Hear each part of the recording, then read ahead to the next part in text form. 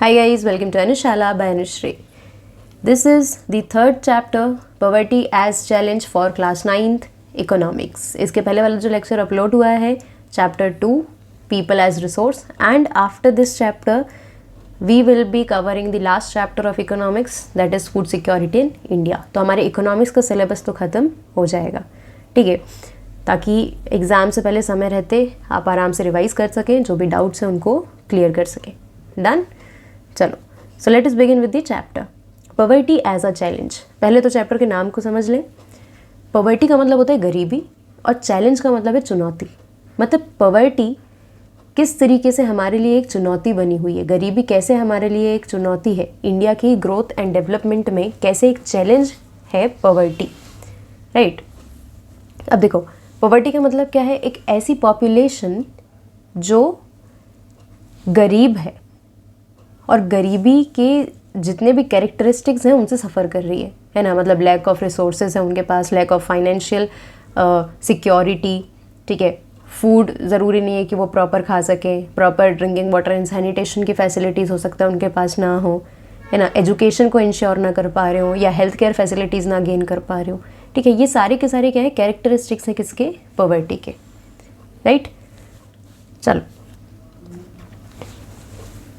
पूरा रीड नहीं करेंगे, जो इंपॉर्टेंट टर्म्स है मैंने उनको ऑलरेडी हाईलाइट कर लिया है, ताकि हम एक मेन पॉइंट्स में ही क्या करें, चैप्टर का डिस्कशन करके उसको ख़त्म करते.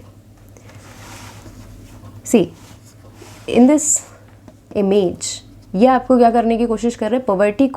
पॉवर्टी का विजुअलाइजेशन कराने की कोशिश कर रहे हैं, ठीक है. कि मतलब जो लोग पॉवर्टी से सफ़र कर रहे हैं, जो लोग गरीब हैं, वो किस तरीके के और जॉब्स को करने की कोशिश करते हैं, ताकि कुछ नहीं तो एक मिनिमम इनकम तो उनके पास आए. राइट. या तो हो सकता है कि वो कंस्ट्रक्शन वर्कर की तरह काम कर लें, हाउस हेल्प की तरह काम कर लें, ठीक है. इवन इस तरीके से चाय वगैरह या छोटी मोटी शॉप्स वगैरह ओपन करने के कुछ मेजर्स इनके पास होते हैं. राइट. यहाँ पर चैप्टर में बहुत सारे डेटा, बहुत सारा फैक्ट्स भी आपको दिया गया है. मैं बता दूंगी, जो इंपॉर्टेंट है उस पर ही ध्यान देना है, ज़्यादा फैक्ट्स के चक्कर में नहीं पढ़ने, वरना आपको अभी से इकोनॉमिक्स जो कि शुरुआत है टफ लगने लग जाएगी. Right. We see poverty all around us. In fact every 4th person in India is poor. ठीक है. ये बुक है 2006 की, है ना. 2006 का एडिशन चल रहा है अभी. राइट. तो यहाँ पर क्या बता रहे हैं? उस ईयर के अकॉर्डिंग क्या बताया जा रहा है हमको कि every 4th person in India is poor, है ना. अगर आप 4 लोगों को खड़ा कर रहे हैं तो आप गारंटी मान के चलिए कि जो चौथा पर्सन है वो पुअर होगा. मतलब कि हर 4 में से कोई एक व्यक्ति जो है वो पॉवर्टी से सफ़र कर रहा है. दिस मीन्स रफली 270 मिलियन और 27 crore people in India live in poverty. 2011-12 की जो सेंसस है, सेंसस का मतलब क्या होता है? जनगणना, ठीक है. मतलब कि कितनी पॉपुलेशन है, पॉपुलेशन कंपोजिशन क्या है, मतलब किस एज ग्रुप के लोग हैं उसमें, मेल है, फीमेल है, चिल्ड्रन है, या यंग पीपल ज़्यादा है, वर्किंग एज ज़्यादा है, या ओल्ड पीपल ज़्यादा है ना. किस एरिया में रहते हैं, क्या काम करते हैं, कितने फैमिली मेम्बर्स हैं, कौन कौन सी फैसिलिटीज़ अफोर्ड कर पा रहे हैं, ये सब कुछ किस में आता है? सेंसस में. ठीक है. मतलब गवर्नमेंट एक डेटा इकट्ठा करने की कोशिश करती है about the population of the country. This also means that India has the largest single concentration of poor in the world. This illustrates the seriousness of the challenge. ये क्या बता रहा है ये डेटा आपके पास कि 27 करोड़ पीपल इंडिया में क्या है? पुअर है. मतलब इंडिया एक कितना बड़ा कंसंट्रेशन बन चुका है पुअर पीपल के लिए. राइट. मतलब कि अगर हम पॉवर्टी पूरी दुनिया में देखने जाएंगे तो उसका एक सिग्निफिकेंट अमाउंट कहाँ पर है? इंडिया में. और ये सीरियस चैलेंज हमारे सामने रखता है, हमारी गवर्नमेंट के सामने रखता है कि ग्रोथ एंड डेवलपमेंट ऐसी कंडीशन में कैसे हो पाएगी. या फिर अगर इंडिया की गवर्नमेंट ये भी इंश्योर कर रही है कि भाई ग्रोथ और डेवलपमेंट दोनों हो रहा है कंट्री में, तो फिर ये पुअर पीपल क्यों है ना. अगर डेवलपमेंट या ग्रोथ हो रहा है तो इनके साथ भी होना चाहिए. मतलब ये इनको कहीं ना कहीं हम डिस्क्रिमिनेटेड रख रहे हैं. डन. चल, 2 टिपिकल केसेस ऑफ पॉवर्टी.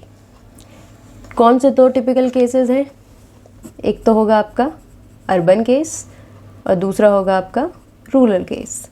मतलब कि यहाँ पर 2 कंसेप्ट्स पढ़ने. अर्बन पॉवर्टी क्या है और रूरल पॉवर्टी क्या है. अर्बन पॉवर्टी, रूरल पॉवर्टी, दोनों का मतलब तो गरीबी है, लेकिन दोनों एरियाज़ में किस तरीके से आप गरीबी को देख पाएंगे. राइट। अब जैसे रूरल एरिया है, यहाँ पे आपको 2 स्टोरीज दी हैं, ये आप खुद से रीड करेंगे, बहुत ही सिंपल लैंग्वेज है, ठीक है। मतलब एक केस स्टडी देने की आपको कोशिश करें, जिसके थ्रू जो समझाना है वो मैं आपको यहाँ डायरेक्ट समझा रही हूँ, राइट, ताकि हमारे लेक्चर्स बहुत अननेसेसरी लंबे ना हो। रूरल एरियाज़ में जनरली क्या काम होगा, ज़्यादातर लोग एग्रीकल्चरल एक्टिविटीज़ में होंगे, राइट। कुछ लोग होंगे जो क्लीनलीनेस के जो काम है उसमें क्या होंगे, इन्वॉल्व होंगे, उसमें एंगेज होंगे, ठीक है। या फिर ज़्यादा से ज़्यादा क्या होंगे, स्मॉल शॉप्स होगी इनके पास, राइट, या तो फिर किसी के यहाँ ये काम कर रहे होंगे।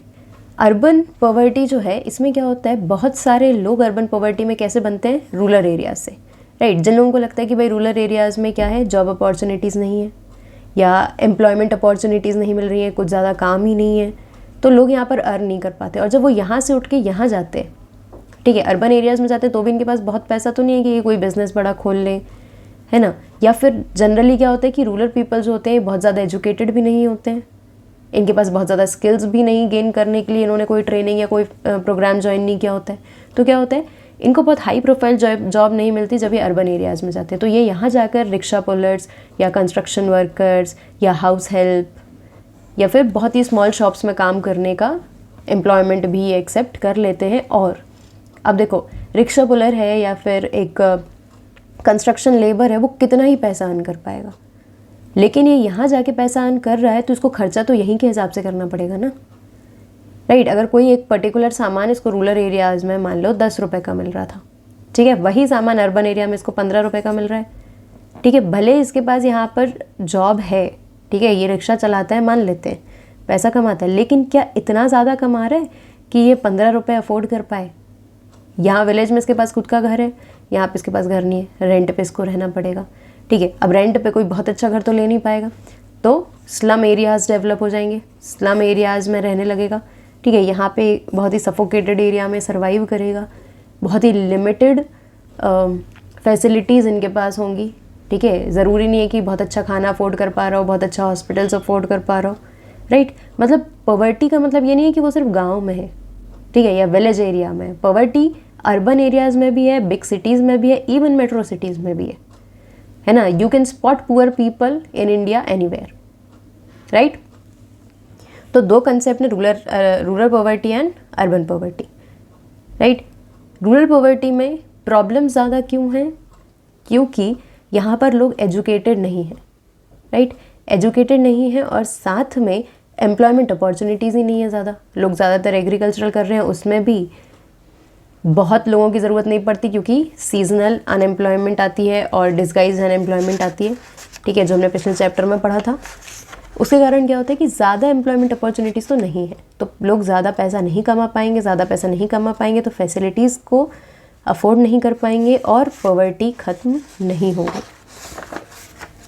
बेसिकली पॉवर्टी क्या है, ये भी हम और डिटेल में पढ़ेंगे, ठीक है। ये 2 केस स्टडीज़ हैं रूरल एरियाज़ और अर्बन एरियाज़ के हिसाब से। जनरली जो लोग पॉवर्टी से सफ़र कर रहे हैं वो खुद ही स्कूल नहीं जा रहे हैं, या बीमारियों से सफ़र कर रहे हैं तो हॉस्पिटल्स नहीं जा पाएंगे, राइट, प्रॉपर मेडिसिन को गेन नहीं कर पाएंगे, जिसके कारण एक साइकिल बन जाएगी जो उनको पॉवर्टी से बाहर निकलने ही नहीं देगी, ठीक है। अगर मान लो कि अभी हमने जो देखा कि एक अर्बन पॉवर्टी और एक रूरल पॉवर्टी, अब इस पॉवर्टी साइकिल से किसी को बाहर निकलना है तो उसको क्या करना पड़ेगा।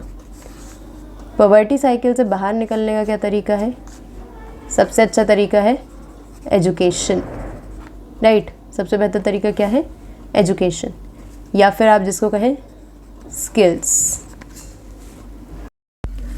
स्किल्स और एजुकेशन से किस तरीके से पॉवर्टी साइकिल से बाहर निकला जा सकता है। मान लो कि यहाँ पे एक पर्सन है ए, ठीक है, जिसने कभी भी एजुकेशन नहीं ली, जो कभी भी स्कूल नहीं गया, डजेंट मैटर ये अर्बन एरिया में है या रूरल एरिया में, ठीक है। अगर ये पुअर है, जिसके पास एजुकेशन नहीं थी कभी, जिसके पास प्रॉपर फैसिलिटीज़ नहीं थी, तो अब अगर ये कोई अच्छा काम नहीं कर पा रहा है ना, या कोई ऐसा काम नहीं कर पा रहा है जिससे ये अपनी पॉवर्टी दूर करे, तो क्या ये अपने बच्चों को एजुकेशन दे पाएगा, नहीं। लेकिन मान लो कि इसका एक बेटा है जिसका नाम है बी, ठीक है, बेटा या बेटी कोई भी है जिसका नाम बी है।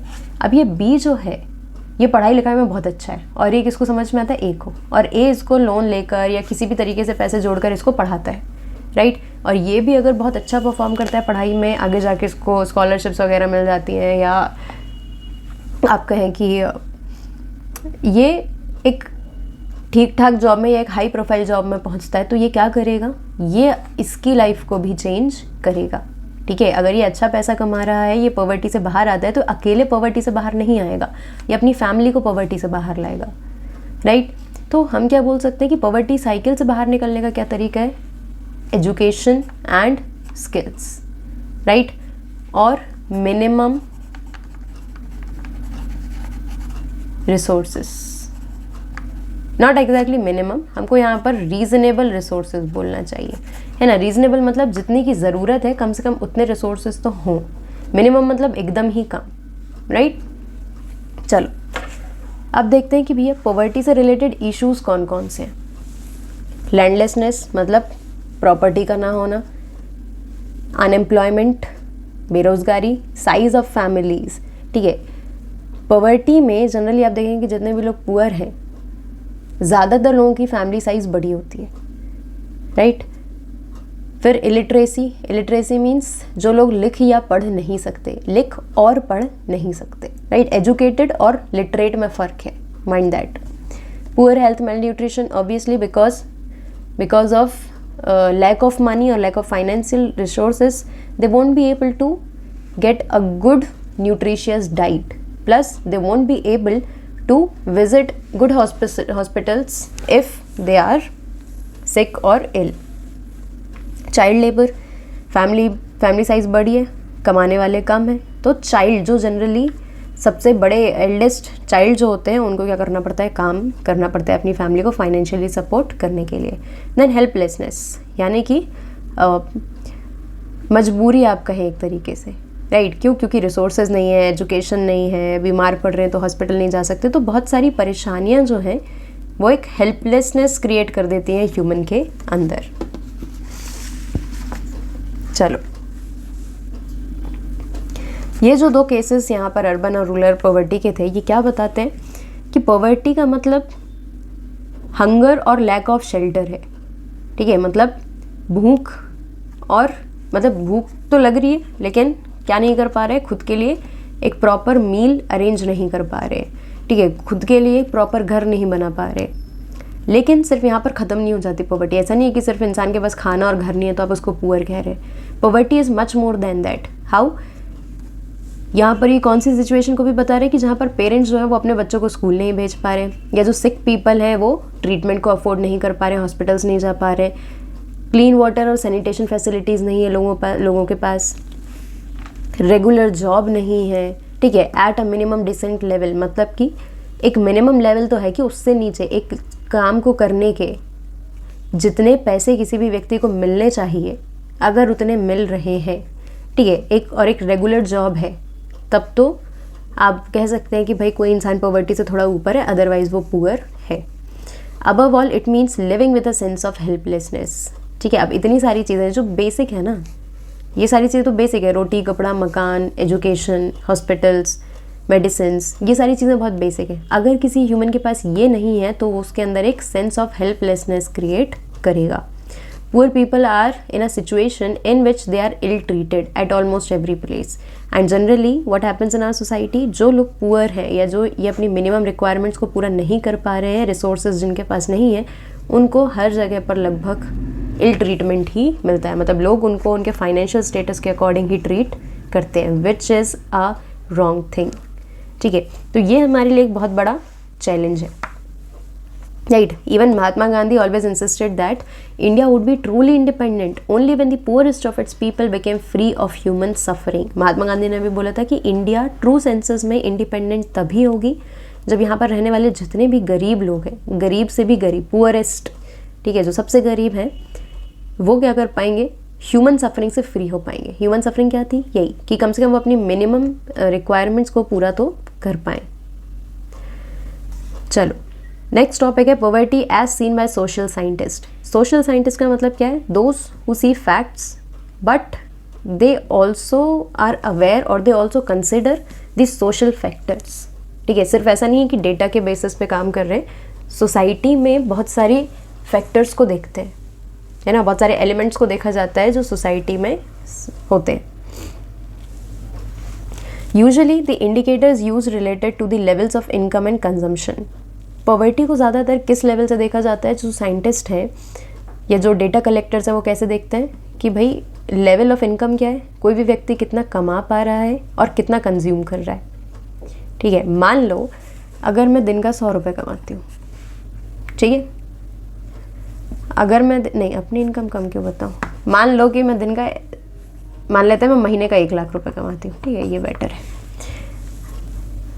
सोचना है तो पॉजिटिव सोच लेते हैं ना, एग्जाम्पल के थ्रू भी क्या जा रहा है। चलो मान लेते हैं कि मैं 1 महीने में 1 लाख रुपए कमाती हूँ, तो ये मेरी इनकम है, ठीक है, लेवल ऑफ इनकम ये हुआ। अब जितना मैं कमा रही हूँ इसमें से ही तो मैं कंज्यूम कर पाऊंगी ना, राइट? अगर कमाऊंगी ही नहीं तो कंज्यूम कर पाऊंगी क्या? नहीं। ठीक है, अभी 1 लाख रुपए में से मान लो मुझे कुछ एक पर्टिकुलर अमाउंट को खर्चा करना है, मान लो मुझे इसका आधा 50,000 रुपये खर्चा करना है, ठीक है, तो 1 लाख रुपए कमा रही तो 50,000 रुपये खर्चा कर पाऊंगी, ठीक है, अगर किसी ज़रूरी चीज़ में खर्चा करना है तो। लेकिन कंजम्पशन कुछ बेसिक चीज़ों का करना ही पड़ता है, भले इंसान कमाए या नहीं।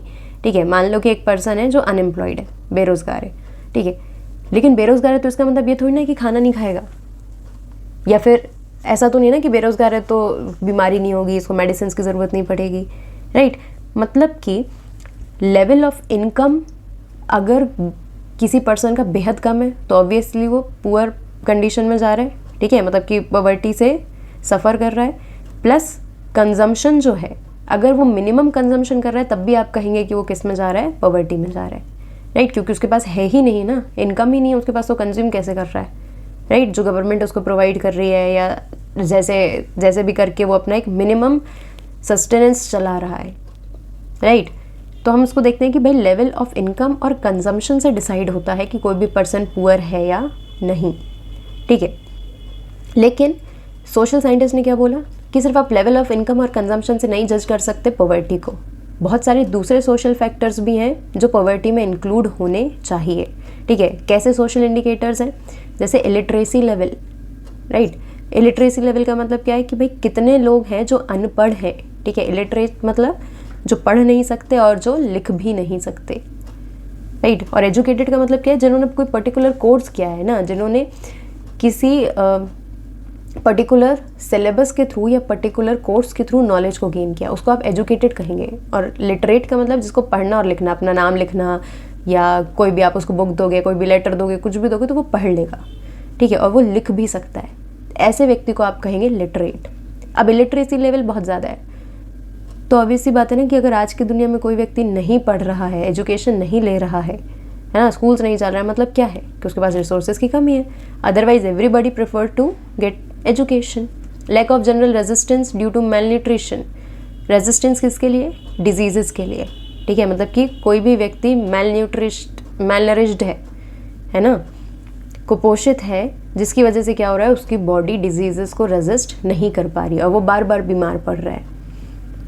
Lack of access to health care, access का मतलब होता है पहुंच, राइट? मतलब कि हेल्थ केयर सर्विसेज जो हैं या हेल्थ केयर फैसिलिटीज़ जो हैं उस तक नहीं पहुंच पाता है आपका पुअर पीपल, राइट? मतलब उसके पास इतने पैसे नहीं हैं कि वो जाके हॉस्पिटल, छोटी मोटी बीमारियों के लिए हॉस्पिटल जाए या फिर महंगी महंगी दवाइयों को यूज़ कर पाए। Lack of job opportunities, obvious सी बात है कि जॉब अपॉर्चुनिटीज़ है ना, काम करना चाह रहे हैं लेकिन अपॉर्चुनिटीज़ ही नहीं है, राइट? जो अपॉर्चुनिटीज़ हैं उनको लेकर एलिजिबिलिटी नहीं है, नॉलेज की कमी है या स्किल की कमी है। Lack of access to safe drinking water, sanitation, मतलब बहुत सारे सोशल फैक्टर्स को किसमें इंक्लूड किया गया है? पॉवर्टी को, राइट? कि आप किसी भी पर्सन के सिर्फ इनकम और उसके कंजम्पशन को देख के नहीं कह सकते कि वो पुअर है, बहुत सारी दूसरी चीज़ें भी जो हैं पॉवर्टी के साथ उसको सफ़र करनी पड़ रही हैं। चलो अब पॉवर्टी के एनालिसिस में इन्होंने 2 चीज़ें और बताई कि भैया 2 चीज़ें आपको और देखनी चाहिए कि सोशल एक्सक्लूजन और वल्नरेबिलिटी। जो लोग पुअर हैं वो सोशल एक्सक्लूजन और वल्नरेबिलिटी दोनों से सफ़र कर रहे हैं, ठीक है। और कई बार सोशल एक्सक्लूजन और वल्नरेबिलिटी सफ़र करने के कारण भी पॉवर्टी आ सकती है, राइट? चलो देखते हैं, ये दो इम्पॉर्टेंट चीज़ें हैं, ठीक है। यहाँ पर आपको ये देखना ज़रूरी है कि सोशल एक्सक्लूजन और वल्नरेबिलिटी क्या है, इनसे क्वेश्चंस बनने की संभावनाएं है, तो मार्क कर लेना इनको कि भाई इनसे क्वेश्चन बन सकता है। According to this concept, poverty must be seen in terms of poor having to live only in a poor surrounding with other poor people.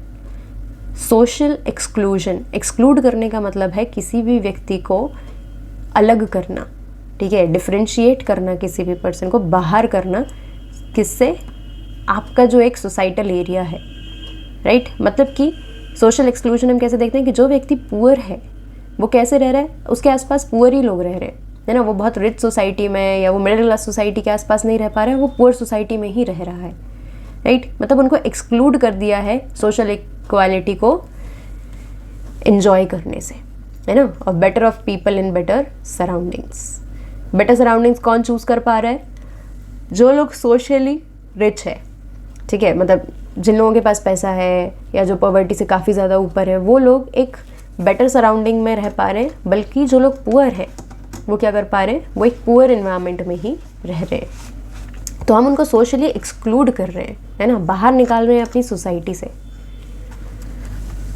It is a process through which individuals और groups are excluded from facilities, not only society बल्कि हम उनको बहुत सारी basic facilities से भी exclude करते हैं। Benefits and opportunities that others enjoy. Being a human, उनके पास इक्वालिटी है, ठीक है, कॉन्स्टिट्यूशन जो है वो उनको इक्वालिटी देता है ना, गवर्नमेंट इक्वालिटी देती है, आप रिच हैं या आप पुअर हैं। लेकिन सोसाइटी क्या कर रही है, एक एक्सक्लूजन कर रही है पुअर पीपल का, जिसके कारण क्या हो रहा है कि जो बेनिफिट्स या जो अपॉर्चुनिटीज़ बाकी लोगों को मिल रही हैं, जो उनसे बेटर है, वो पुअर पीपल को नहीं मिल पा रही है। जिसका एक फेस आप कहें इसका कास्ट सिस्टम भी है, ठीक है। मतलब जो लोअर कास्ट जिनको हम बोल रहे हैं, लोअर कास्ट जनरली क्या है, पुअर है, राइट। अब हमने कास्ट सिस्टम को यहाँ पर पॉवर्टी से जोड़ दिया और हम उनको एक्सक्लूड कर रहे हैं, राइट ना। हम उनको वो सारी की सारे बेनिफिट्स या एन्जॉयमेंट लेने से मना कर रहे हैं जो अपर कास्ट पीपल को मिल रहे हैं। और अपर कास्ट पीपल हम जनरली यही मानते हैं कि वो क्या है, रिच है, राइट। चलो, नेक्स्ट इज वल्नरेबिलिटी। वल्नरेबल का एक सिंपल मीनिंग समझेंगे, फिर उसके बाद देखेंगे कि भाई वल्नरेबिलिटी पॉवर्टी से कैसे रिलेटेड है, ठीक है। वल्नरेबिलिटी का सीधा साफ मतलब ये है कि किसी भी पर्सन को किसी एक पर्टिकुलर चीज़ से कितना नुकसान हो सकता है, ठीक है। जैसे कि मान लेते हैं विंटर सीज़न चल रहा है, अब अगर मुझे पता है कि मुझे विंटर सीज़न में आइसक्रीम खाने से क्या हो जाएगी, सर्दी हो जाएगी, राइट। तो मैं क्या बोलूँगी दैट मैं सर्दियों में कोल्ड के लिए वल्नरेबल हूँ अगर मैंने आइसक्रीम खाई, ठीक है। लेकिन मान लेते हैं कि मेरा एक कोई फ्रेंड है ए, ठीक है, ये सर्दी में कितनी भी आइसक्रीम खा ले इसको कुछ नहीं होगा, तो ये इस चीज़ के लिए वल्नरेबल नहीं है, लेकिन मैं इस चीज़ के लिए वल्नरेबल हूँ। मतलब मुझे इस कंडीशन से डैमेज हो सकता है, राइट, ठीक है। तो इसको आप कहेंगे वल्नरेबिलिटी। किस, जैसे कि मान लेते हैं, अब इसको पॉवर्टी के टर्म्स में देखते हैं। सबसे बढ़िया एग्जांपल है हमारे पास कोविड, ठीक है। कोविड कैसे, देखो कोविड में बहुत सारे बिजनेसेस रुके, बहुत सारे जॉब अपॉर्चुनिटीज़ चली गई, या बहुत सारे ऐसे काम थे जिसमें आपको जॉब से तो नहीं निकाला जा रहा है लेकिन वो काम हो ही नहीं सकता। जैसे फैक्ट्रीज़ में काम करने वाले लोग हैं, मैन्युफैक्चरिंग या एग्रीकल्चर में काम करने वाले लोग हैं, ठीक है। अब कुछ भी नहीं कर पा रहे आप, राइट। तो ऐसे में क्या होगा, कोविड जैसी सिचुएशन में जो व्यक्ति जिसका काम सिर्फ और सिर्फ ऑफलाइन था, जिसका ऑनलाइन कुछ भी नहीं हो सकता, जैसे खेती ऑनलाइन कर सकते हैं, नहीं कर सकते, ठीक है। लेकिन टीचिंग आप ऑनलाइन कर सकते हैं, बिल्कुल कर सकते हैं, कर ही रहे हैं, राइट। तो ऐसी सिचुएशन में क्या हुआ, कोविड लाइक सिचुएशन में क्या हुआ, जो लोग ऑनलाइन काम कर सकते थे वो जॉब लॉस के लिए वल्नरेबल नहीं थे, लेकिन जिन लोगों का काम ऑफलाइन ही है, ठीक है, जिनका काम ऑनलाइन नहीं हो सकता, वो काफ़ी ज़्यादा वल्नरेबल थे जॉब लॉस के लिए, ठीक है, कि उनकी जॉब जा सकती है या उनकी जॉब में उनको पैसा नहीं मिलेगा, राइट। तो इसको आप कहेंगे वल्नरेबिलिटी।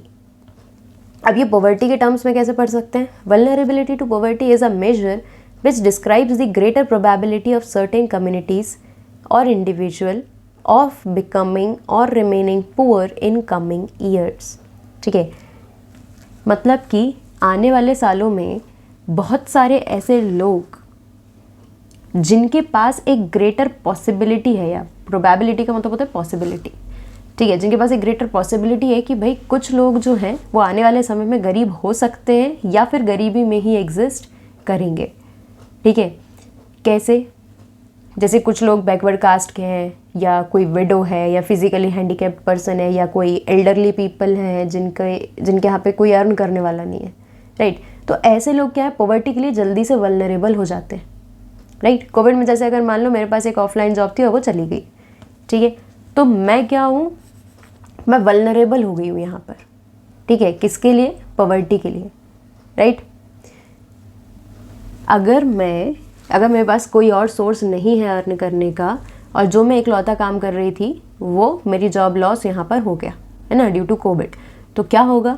अब मेरे पास इनकम का कोई दूसरा सोर्स नहीं है, और अगर मैं कोई दूसरा सोर्स क्रिएट नहीं भी कर पा रही हूँ तो फिर मैं वल्नरेबल हो सकती हूँ। लेकिन अगर यहीं पर हम देखें अंबानीज़, ठीक है, मानेंगे कि अंबानीज़ को भी कोविड में लॉस हुआ होगा थोड़ा बहुत, ठीक है, लेकिन क्या ये वल्नरेबल हो गए?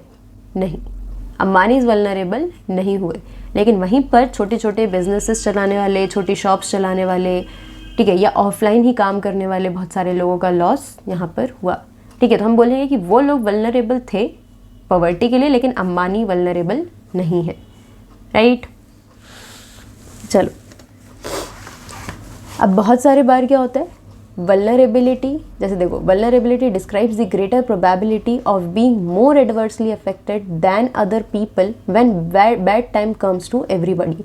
मतलब एक से सिचुएशन जब सबके पास आ रही है ना, सबके पास एक बैड सिचुएशन आ रही है, लेकिन उसमें कौन ज़्यादा अफेक्ट होगा, कौन बुरी तरीके से उससे अफेक्ट होगा, उसको आप वल्नरेबल कहेंगे, राइट। जैसे कि डिज़ास्टर्स, नेचुरल डिज़ास्टर्स में क्या होता है, पुअर पीपल जो होते हैं, है ना, या जो डेली वेज अर्नर्स हैं, या जो रोज़ काम करके पैसा कमा रहे हैं, छोटे मोटे जॉब्स कर रहे हैं, ये लोग ज़्यादा जल्दी पॉवर्टी के लिए वल्नरेबल होते हैं, है ना। अभी आपने न्यूज़ में अगर सुना हो तो तमिलनाडु को मिचोंग नाम के एक साइक्लोन ने हिट किया, राइट, जो कि हर साल कोई ना कोई साइक्लोन वहाँ पे आता ही है।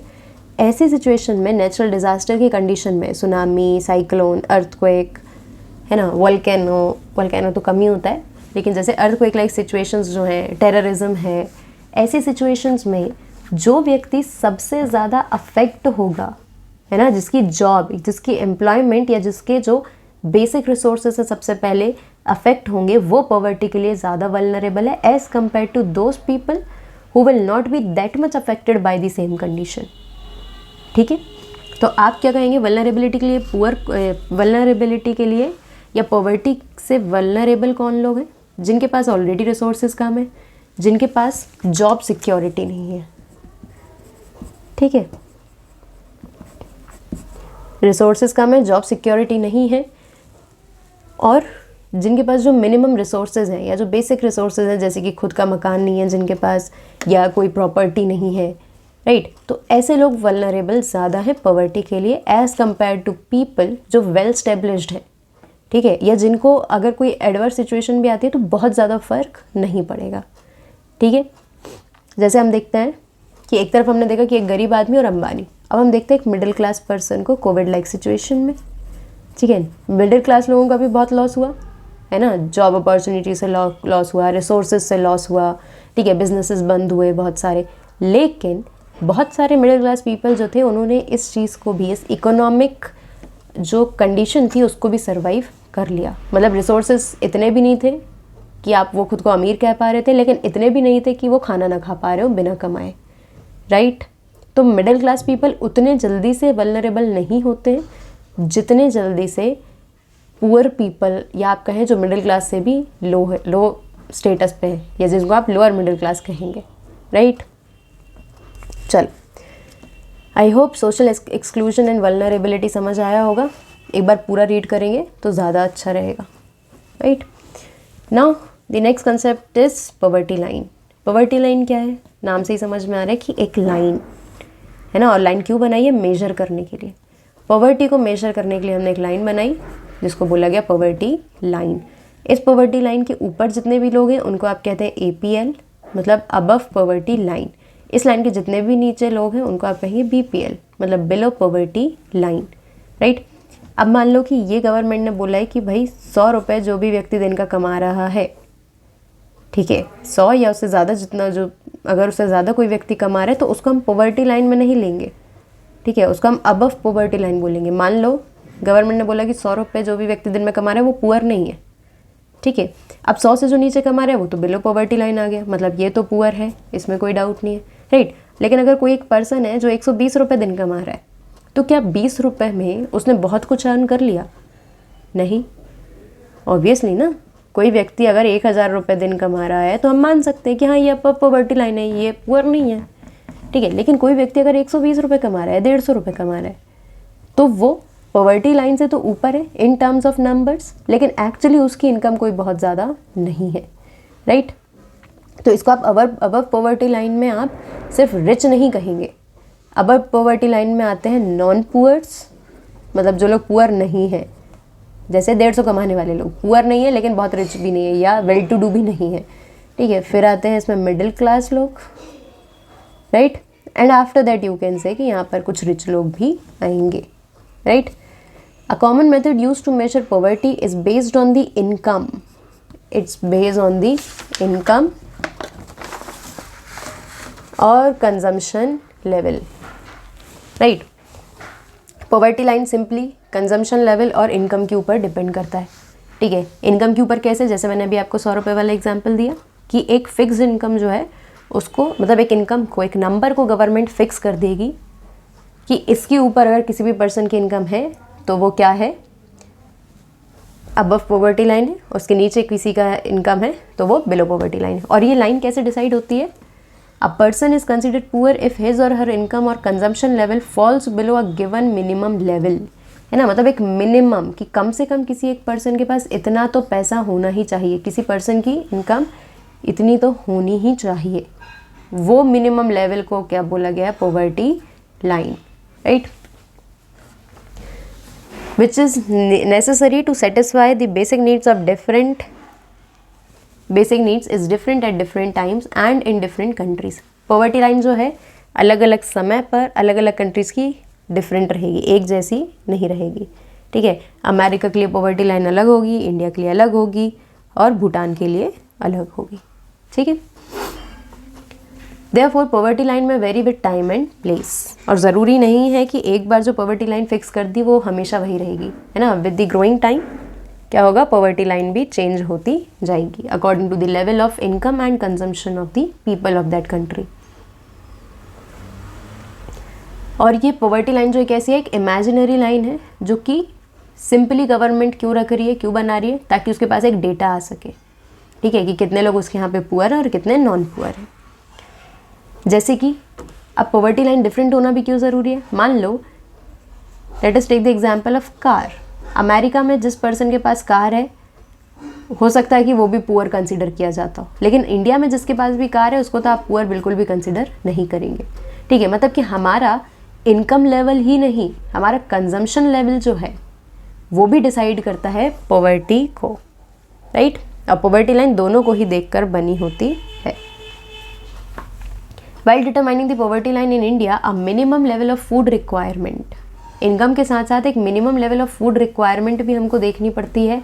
Clothing, footwear, fuel and light, educational and medical requirement etcetera are determined for subsistence. मतलब कि सर्वाइवल के लिए कुछ मिनिमम चीज़ों की जो ज़रूरत होती है, एक मिनिमम लेवल डिसाइड किया जाता है कि भैया मिनिमम कितना बड़ा घर होना चाहिए, ठीक है, कितनी कैलोरीज या जो फूड कंजम्पशन है, फूड रिक्वायरमेंट है वो कितनी होनी चाहिए, फ्यूल महीने भर में कितना यूज़ हो रहा है, ठीक है, लाइट कम से कम उनके पास, एजुकेशन होनी चाहिए और मेडिकल रिक्वायरमेंट्स जो है वो पूरी होनी चाहिए, ठीक है। बेसिक यहाँ पर जो है आपका minimum level of food requirement, इसको आप गिनते हैं कैलोरीज में, ठीक है, कि मतलब किसी एक पर्सन को दिन भर में कितनी कैलोरीज की ज़रूरत है मिनिमम, उतनी उस व्यक्ति को जब वो खाना खा रहा है तो क्या उसको उतनी कैलोरीज मिल रही है, ठीक है। अगर वो मिनिमम लेवल ऑफ कैलोरीज भी नहीं गेन कर पा रहा है तो वो तो बहुत ही ज़्यादा पुअर है, ठीक है। जैसे कि कैलोरी फिक्स कैसे की जाती है?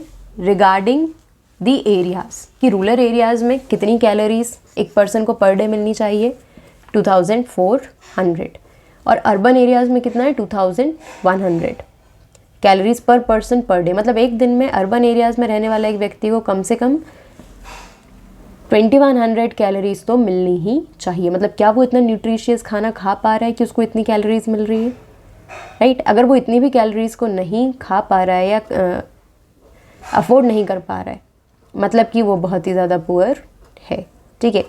रूरल एरियाज़ में क्यों ज़्यादा है कैलोरीज? क्योंकि यहाँ पर फिजिकल वर्क ज़्यादा होता है। और अर्बन एरियाज़ में क्यों है? क्योंकि ज़्यादातर लोग कॉर्पोरेट जॉब्स में या ऐसी जॉब्स में हैं जहाँ पर उनको बहुत ज़्यादा फिजिकल वर्क में एंगेज नहीं होना पड़ता, राइट? ठीक है, अब आपको इसके कॉन्ट्राडिक्टरी एक और चीज़ दिखेगी जिसको भी समझते हैं। 2011 में कैलोरी काउंट्स को लेकर ही पॉवर्टी लाइन में क्या बोला गया था कि भैया पॉवर्टी लाइन को फिक्स करते हैं 816 rupees per month for rural areas and 1000 for urban areas, ठीक है। जो भी व्यक्ति 816 रुपीज़ पर मंथ अर्न कर रहा है, ठीक है, वो पॉवर्टी लाइन है बिल्कुल, और उसके ऊपर जो भी व्यक्ति अर्न कर रहा है वो अबव पॉवर्टी लाइन, उसके नीचे below poverty line for rural area. और अर्बन एरियाज़ में रूरल एरियाज़ में 1000 रुपीज़, ओहो, अर्बन एरियाज़ में 1000 रुपीज़ और रूरल एरियाज़ में 816 रुपीज़, ठीक है। अब आप यहाँ पे देखेंगे कि भाई कैलोरी के मामले में रूरल एरिया में ज़्यादा थी, ठीक है, लेकिन मनी जब हमने एक इनकम देखी तो यहाँ पर रूरल एरिया में कम क्यों है और अर्बन एरिया में ज़्यादा क्यों है, जबकि इनको कम कैलोरीज़ की ज़रूरत है? क्योंकि अर्बन एरिया में हर चीज़ जो है रूरल एरिया से थोड़ी सी ज़्यादा महंगी है, ठीक है। तो हर जगह के जो प्राइस है, अर्बन एरिया और रूरल एरिया के जो प्राइसेस हैं, जो इनकम लेवल है, उसको वहाँ के एक्सपेंस लेवल को देखकर बनाया जाता है, right? That is why urban areas में आपको ज़्यादा इनकम और कम कैलोरीज दिख रही है। डन? और ये जो लेवल है ये चेंज होता रहता है। ये लेवल चेंज क्यों होता है और करता कौन है? ऑलमोस्ट इन एवरी 5 ईयर्स क्या होता है, एक सर्वे होता है जिससे ये देखा जाता है कि कितनी कैलोरीज की ज़रूरत है। मतलब धीरे धीरे करके पॉवर्टी लाइन में चेंजेस क्या क्या आते हैं ये देखा जाता है। और ये सर्वे कौन करता है? By the national sample survey organisation. कौन करेगा? NSSO, national sample survey organisation. Government की एक बॉडी है जो कि ये सारा का सारा डेटा इकट्ठा करने का काम करती है, राइट? इंडिया में NSSO कहाँ पर है? इंडिया में। और इंटरनेशनली ये डेटा कौन कलेक्ट करता है? वर्ल्ड बैंक, ठीक है। पूरी जो अर्थ है, यहाँ पर जितनी भी कंट्रीज़ हैं उनका एक बेसिक डेटा इकट्ठा करके रखने का काम किसका है? वर्ल्ड बैंक का। वर्ल्ड बैंक ने क्या बोला है कि भाई 2011 में वर्ल्ड बैंक ने क्या बोला कि हम पॉवर्टी लाइन पूरी दुनिया के लिए कितनी बना रहे हैं? $1.90 पर पर्सन पर डे। मतलब कि एक पर्सन अगर एक दिन में $1.9 $1.9 अर्न कर पा रहा है या अफोर्ड कर पा रहा है तो वो पुअर, मतलब ये पॉवर्टी लाइन ही है। इससे ज़्यादा आप अर्न कर पा रहे तो वेल एंड गुड, इससे कम आप कर पा रहे तो आप पुअर हैं, ठीक है। हालांकि डिफरेंट कंट्रीज़ अपना अपना डेटा फॉलो करती हैं। ये इंटरनेशनल कंपैरिजन के लिए ऐसे डेटा कौन इकट्ठा करके रखता है? World bank, right. आप चाहें तो वर्ल्ड बैंक और NSSO के बारे में और ज़्यादा पढ़ सकते हैं। एग्ज़ाम पॉइंट ऑफ व्यू में नहीं आएगा इनके बारे में कुछ और, ठीक है, लेकिन ये ज़रूर आपसे MCQ में पूछा जा सकता है। NSSO से क्वेश्चन आराम से बन सकता है, ठीक है। और इंटरनेशनली अगर पूछना चाहे तो वर्ल्ड बैंक से भी क्वेश्चन बन जाएगा। हालांकि डेटा जो है, जैसे ये अगर आप याद कर देते हैं तो वेल एंड गुड, ठीक है। बाकी आपको यहाँ के बहुत ज़्यादा डेटा जो दिए गए ये याद करने की ज़रूरत नहीं है, राइट। मैं उतना ही आपको पढ़ने के लिए, याद करने के लिए बोलूँगी जितना मुझे लगता है कि आपकी मेंटल कैपेबिलिटी हो सकती है। एक 9th स्टैंडर्ड के बच्चे की जितनी मेंटल कैपेबिलिटी होगी फैक्ट्स को याद रखने की, उसके हिसाब से ही मैं आपको याद करने के लिए बोलूँगी, राइट। और दूसरी बात, जो चीज़ मैं खुद याद नहीं करती मैं नहीं बोलूँगी कि आप याद करें, राइट। चलो, next topic is poverty estimates. Video लंबा जाएगा क्योंकि 1 शॉट वीडियो में पूरे चैप्टर को ख़त्म करने की कोशिश कर रहे हैं, राइट। पॉवर्टी एस्टिमेट्स, सी एस्टिमेट का मतलब क्या होता है? हिसाब लगाना, ठीक है। या आप कहें एक तरीके से जो डेटा अवेलेबल है, अपने मर्जी से आप अंदाज नहीं लगा रहे, आप हिसाब लगा रहे। तो हिसाब कैसे लगाते हैं? On the basis of data and facts, ठीक है। तो पॉवर्टी एस्टिमेट्स कैसे लगाए जाते हैं हिसाब कि हर कुछ सालों का डेटा इकट्ठा किया जाता है, ठीक है, और फिर उसको कंपेयर किया जाता है, ठीक है। डेटा इकट्ठा करके क्या करेंगे, कंपेयर, ठीक है, जिससे क्या समझ में आता है कि भाई पॉवर्टी जो है वो पिछले साल कितनी थी, है ना, या पिछले 5 साल पहले कितनी थी, आज कितनी है, और अगले 5 साल बाद कितनी कम हो सकती है। एस्टिमेट लगाने का मतलब सिर्फ ये नहीं है कि जो चीज़ें हो चुकी हैं आप उसका एस्टिमेशन कर रहे हैं, आप प्रेजेंट का भी एस्टिमेट करते हैं और आप फ्यूचर का भी एस्टिमेट करते हैं, ठीक है। तो पॉवर्टी एस्टिमेट्स ने हमको सीधा साफ ये बताया कि भाई पॉवर्टी जो है वो डिक्लाइन हो रही है, ठीक है। There is a substantial decline in poverty ratios in India from about 45% in 1993-94 to 37.2% in 2004-5।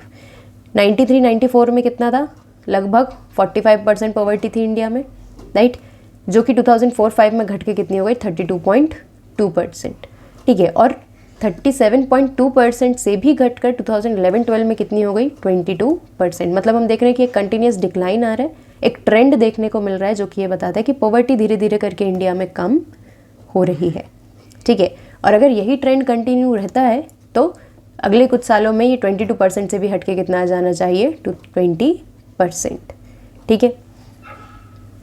इस तरीके से क्या बता रहे हैं कि एक ट्रेंड फॉलो हो रहा है, डेटा में ये देखा गया कि एक ट्रेंड फॉलो हुआ है कि हर साल थोड़ी बहुत पॉवर्टी जो है वो कम हो रही है। पॉवर्टी कम कैसे हो रही है ये हम आगे देखेंगे, राइट। ये भी याद करने की ज़रूरत नहीं है, बिल्कुल भी नहीं। इसमें सिर्फ आपको ये याद रखने की ज़रूरत है कि ट्रेंड क्या फॉलो हुआ वो आपको ध्यान रखना है कि पॉवर्टी डिक्लाइन हुई है। 93-94 से लेकर 2011-12 तक के डेटा ये बताते हैं कि पॉवर्टी डिक्लाइन हुई है, राइट। और नंबर ऑफ पुअर्स जो हैं वो भी कम हो रहे हैं, गरीबी तो कम हो ही रही है, साथ में पुअर्स जो है वो भी कम हो रहा है। मतलब कि जो हमने चैप्टर की स्टार्टिंग में देखा था कि पॉवर्टी साइकिल से निकलने वाला जो एक तरीका होता है, कई लोगों ने उसको फॉलो किया है और वो पॉवर्टी से बाहर निकले हैं, राइट। चलो, now let us move to the next topic, vulnerable groups. Just a few minutes ago we have learned what vulnerability is, ठीक है। अब हम यहाँ पढ़ रहे हैं वल्नरेबल ग्रुप्स, मतलब कि ऐसे कौन से ग्रुप्स हैं, ऐसे कौन से सेक्शंस ऑफ सोसाइटी हैं जो ज़्यादा वल्नरेबल है पॉवर्टी के लिए, ठीक है। कौन लोग होते हैं जो ज़्यादा वल्नरेबल होंगे। अगर हम सोशल स्पेयर में अगर देखें तो जनरली SC/ST जो हैं, SC/ST हाउस होल्ड्स जो हैं ये ज़्यादा वल्नरेबल है पॉवर्टी के, ठीक है, as compare to higher caste people या फिर जो वेल टू डू हैं इकोनॉमिकली, राइट। अब ये लोग क्यों हैं वल्नरेबल, इसका क्या कारण है। जनरली SCs तो ठीक है, हम मानते हैं कि भैया शेड्यूल्ड कास्ट है, एक कास्ट है जो हमारे बीच में रह रही है, ठीक है, लेकिन फिर भी हमने उसको क्या किया है, हिस्टोरिकली मार्जिनलाइज्ड है, ठीक है। बहुत लंबे समय तक उनके साथ डिस्क्रिमिनेशन हुआ है, अनटचेबिलिटी जैसी प्रैक्टिसेस उनके साथ हुई है, तो वो कहीं ना कहीं सोसाइटी में पीछे रह गए, जिसकी वजह से आज वो उतना इकोनॉमिकली डेवलप नहीं कर पा रहे जितना हम बाकी लोग कर रहे हैं, जितनी मेन स्ट्रीम सोसाइटी कर रही है, ठीक है। और शेड्यूल्ड कास्ट, शेड्यूल्ड ट्राइब के साथ क्या परेशानी है, ये शेड्यूल्ड कास्ट से भी पीछे है। सबसे पीछे कौन है, सबसे वल्नरेबल कौन है, scheduled tribe, you must remember this, ठीक है। सारे वल्नरेबल ग्रुप में से भी सबसे ज़्यादा वल्नरेबल कौन होगा, शेड्यूल्ड ट्राइब, STs, राइट। ये क्यों इतने ज़्यादा वल्नरेबल हैं, ट्राइब्स जो हैं they prefer to stay isolated, right, क्योंकि उनका एक डिफरेंट कल्चर है, उनका डिफरेंट रिलीजन है, प्रैक्टिसेस अलग है, रिचुअल्स अलग हैं, राइट। प्लस उनको ये भी लगता है कि भाई अगर हम बाहर वाले लोगों के साथ ज़्यादा एंगेज होते हैं, ठीक है, तो कहीं ना कहीं हमारे कल्चर को डिस्ट्रॉय करेगा और जो हमारा एक वे ऑफ लिविंग उसको भी डिस्टर्ब करेगा, ठीक है। लेकिन अल्टीमेटली व्हेन दे रियलाइज्ड कि भाई हमको बाहर निकलना पड़ेगा और अगर एक इकोनॉमिक ग्रोथ करनी है तो बाहर तो जाना पड़ेगा, बाहर वाले लोगों के साथ आपको कुछ ना कुछ काम में इन्वॉल्व होना पड़ेगा। लेकिन ट्राइब्स को मेन स्ट्रीम पीपल ने भी, मेन स्ट्रीम सोसाइटी ने भी डिस्क्रिमिनेट करने की कोशिश की। दैट इज़ वाई ये भी आज बहुत ज़्यादा मार्जिनलाइज्ड है और पीछे है। तभी हमारी गवर्नमेंट ने SC/ST को क्या दिया है, रिजर्वेशन दिया है, कई सालों पहले दिया था। बहुत सारे शेड्यूल्ड ट्राइब्स और शेड्यूल्ड कास्ट लोगों को इससे फ़ायदा भी हुआ, ठीक है। तो इस तरीके से गवर्नमेंट इनको आगे लाने की कोशिश कर रही है। इकोनॉमिक ग्रुप्स में से सबसे ज़्यादा वल्नरेबल कौन है, rural agricultural labour house holds, मतलब गाँव में जो एग्रीकल्चरल लेबर है, जिनकी खुद के पास ज़मीन नहीं है, खुद फार्मर नहीं है, किसी और की एग्रीकल्चरल फील्ड पर काम कर रहे हैं, लेबर बने हुए हैं, है ना, पर डे कमाने वाले लोग। And urban casual labour house holds, urban areas में भी जो कैजुअल लेबर्स हैं, ठीक है, जो डेली वेज अर्नर्स हैं या रिक्शा पुलर्स हैं, इस तरीके के काम करने वाले लोग ज़्यादा वल्नरेबल हैं, ठीक है। फिर और किस तरीके के लोग ज़्यादा वल्नरेबल होंगे? जो पॉवर्टी लाइन के बिल्कुल ऊपर ही हैं, जस्ट ऊपर है, ठीक है, मतलब जो APL में नॉन पुअर कैटेगरी आती है, राइट, उसको आप कहेंगे वो वल्नरेबल होगी पॉवर्टी के लिए। The double disadvantage of being a landless casual veg labour house hold is the socially disadvantage social groups of the scheduled caste or the scheduled tribe population highlights the seriousness of the problem.